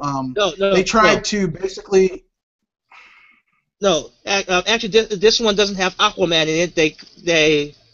It's the one that starts with Cyborg, and Cyborg is one of the founding league members of the league, and it's got the Man of Steel Superman in it, and they fucking blind Darkseid by shooting him in the eye. Yeah. It's got Wonder Woman in it. That's yeah, the one. I saw that one. It was yeah, that one was actually good, but the one thing I had a problem is they actually tried to pair Superman with Wonder Woman and this whole relationship, and that grind my gears, because the that makes original no love, sense. the original love interest was, oh my gosh, I forgot this character's name. That fighter pilot that actually found Wonder Woman. Yeah, I know who you're talking about. Actually, Wonder Woman's had several love interests. It was Steve, what's his name? Steve. I want to say Steve Rogers, but it's not really his name. Something else, Lieutenant something. I think that was his name, Steve Rogers. That fighter pilot. Steve Rogers. Later on, when she came back, he was an old man. She's had a relationship with Bruce Wayne, a.k.a. Batman. That was pretty cool. Well, here's the thing. Batman deserves to have some fucking happiness in his life, okay? Yeah, he's had enough heartache. He brings it on himself. I'm sorry, but he deserves to have some happiness in his life, okay? I'm sorry. I get that, but couldn't it be someone else, like a lesser character, but instead of Wonder Woman? No. Which, by the way, Wonder Woman was the first character that introduced me in DC besides Superman, and I gotta say thanks to my mother, he deserves. Yeah, she's a Wonder Woman fan. He deserves to have some happiness in his life. Okay, that's all I'm saying. Again, but they couldn't have picked someone else, a lesser character. Well, I mean, look. It's either that or he goes with Talia al Ghul and has fucking Damian Wayne. I wouldn't even mind. Actually, I wouldn't mind that. That would be perfect. Or Catwoman. And the whole thing between Catwoman and Batman, where it's like they're flirting while they're fighting, and it's really disturbing. No, I mean, look, listen. You have to understand something. Batman needs someone that he can be himself around, who understands that he's also a superhero. Who better to understand that than another superhero? And we already know that Diana, which is not Wonder Woman. There's other female superheroes, no, but they gave him that romantic relationship because here's the thing. Catwoman is a villain, or at least she's either an outright villain or out for herself and no one else. I said other female superheroes, which Catwoman. There's Black Canary. There's Black Canary. She's cool. Yeah, there's Zatanna. She's cool. But Zatanna has a boy. But Zatanna goes with Booster Gold, if I remember correctly. Yeah. Booster Gold. Yeah, Booster Gold. So, I mean, and Black Canary, I think she's going with the current Blue Beetle. The new Blue Beetle. No, actually, Black Canary was with, a Green Arrow. Oh, there you go, Green Arrow. So, I mean, listen. But there were a lot more superheroes in that Justice League. Him going with Wonder Woman, yeah, I know, but I mean, him going with Wonder Woman, not the worst thing in the world. Now, Superman going with Wonder Woman, that's fucked up. Yes. I'm sorry, that's Lois Lane. Lois Lane. Well, actually, it was originally Lana Kane, Lana something, and then it was Lois Lane. I mean, basically, what I'm saying is this: that was back in Smallville. Women have LL. Originally in the comic book, his first girlfriend was a girl named Lana something, and then when he left Smallville, as Clark, he then later went on to meet Lois Lane in Chicago, because Metropolis is supposed to be Chicago, right? In Chicago, and he met Lois Lane. My point is this: DC has been fucking up.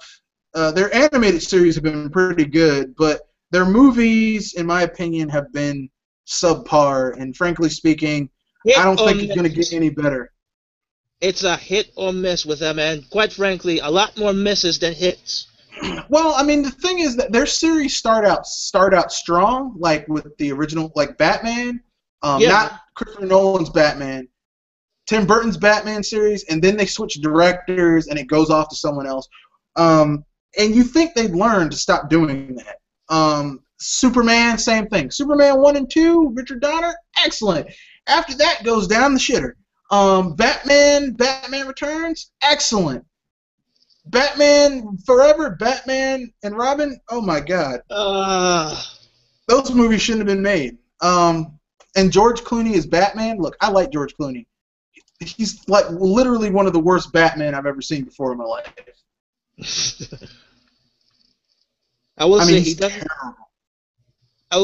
Just based on the act of himself, he doesn't have that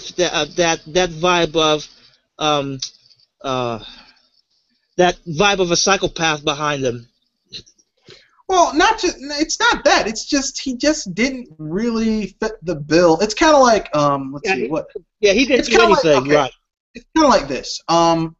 What's his name? Shit, I forgot. They did the latest Jack Ryan movie, and it starred some dude as Jack Ryan. But if you grew up in my age group, when you think of Jack Ryan, you think of Harrison Ford. Like, I don't see anyone else being Jack Ryan. It's kind of like if they made another Indiana Jones, and they didn't have Harrison Ford. I'm like, unless you're doing a young Indiana Jones and you get a young dude to be Indiana Jones, like, in my mind, Indiana Jones is Harrison Ford. It's like, how you going to make a Star Wars movie and you ain't got you get Han Solo and it's not Harrison Ford, unless you do young Han Solo. And they could do that. They could do a young Han Solo. They could get, like, a young person to play Han Solo, and that would work fine. But, I mean, these roles are so iconic that who else can you get to play it?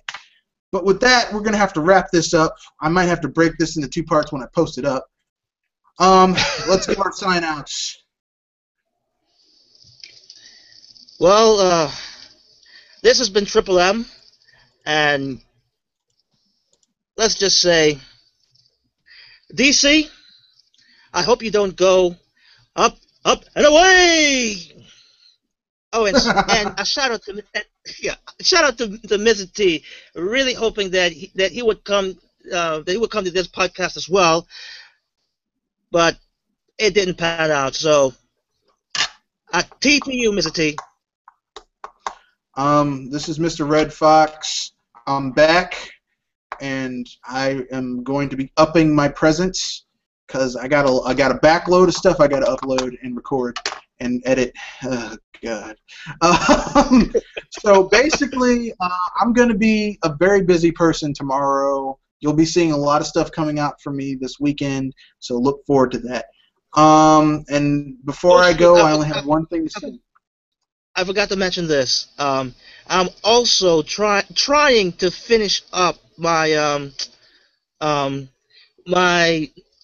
Nintendo's Digital Direct from E3 2014, which I'm halfway right now, so give me more time, and me and Double M from DGC for Gamers will post this. Okay, then. Here's what I want to say. Basically, DC, please don't fuck it up. Please, just don't fuck it up. And Marvel, keep on going. Give us that Black Panther movie, and get Anthony Mackie. Get Idris Elba to play Black Panther, because he'd be awesome. And with that, I bid you guys a good night.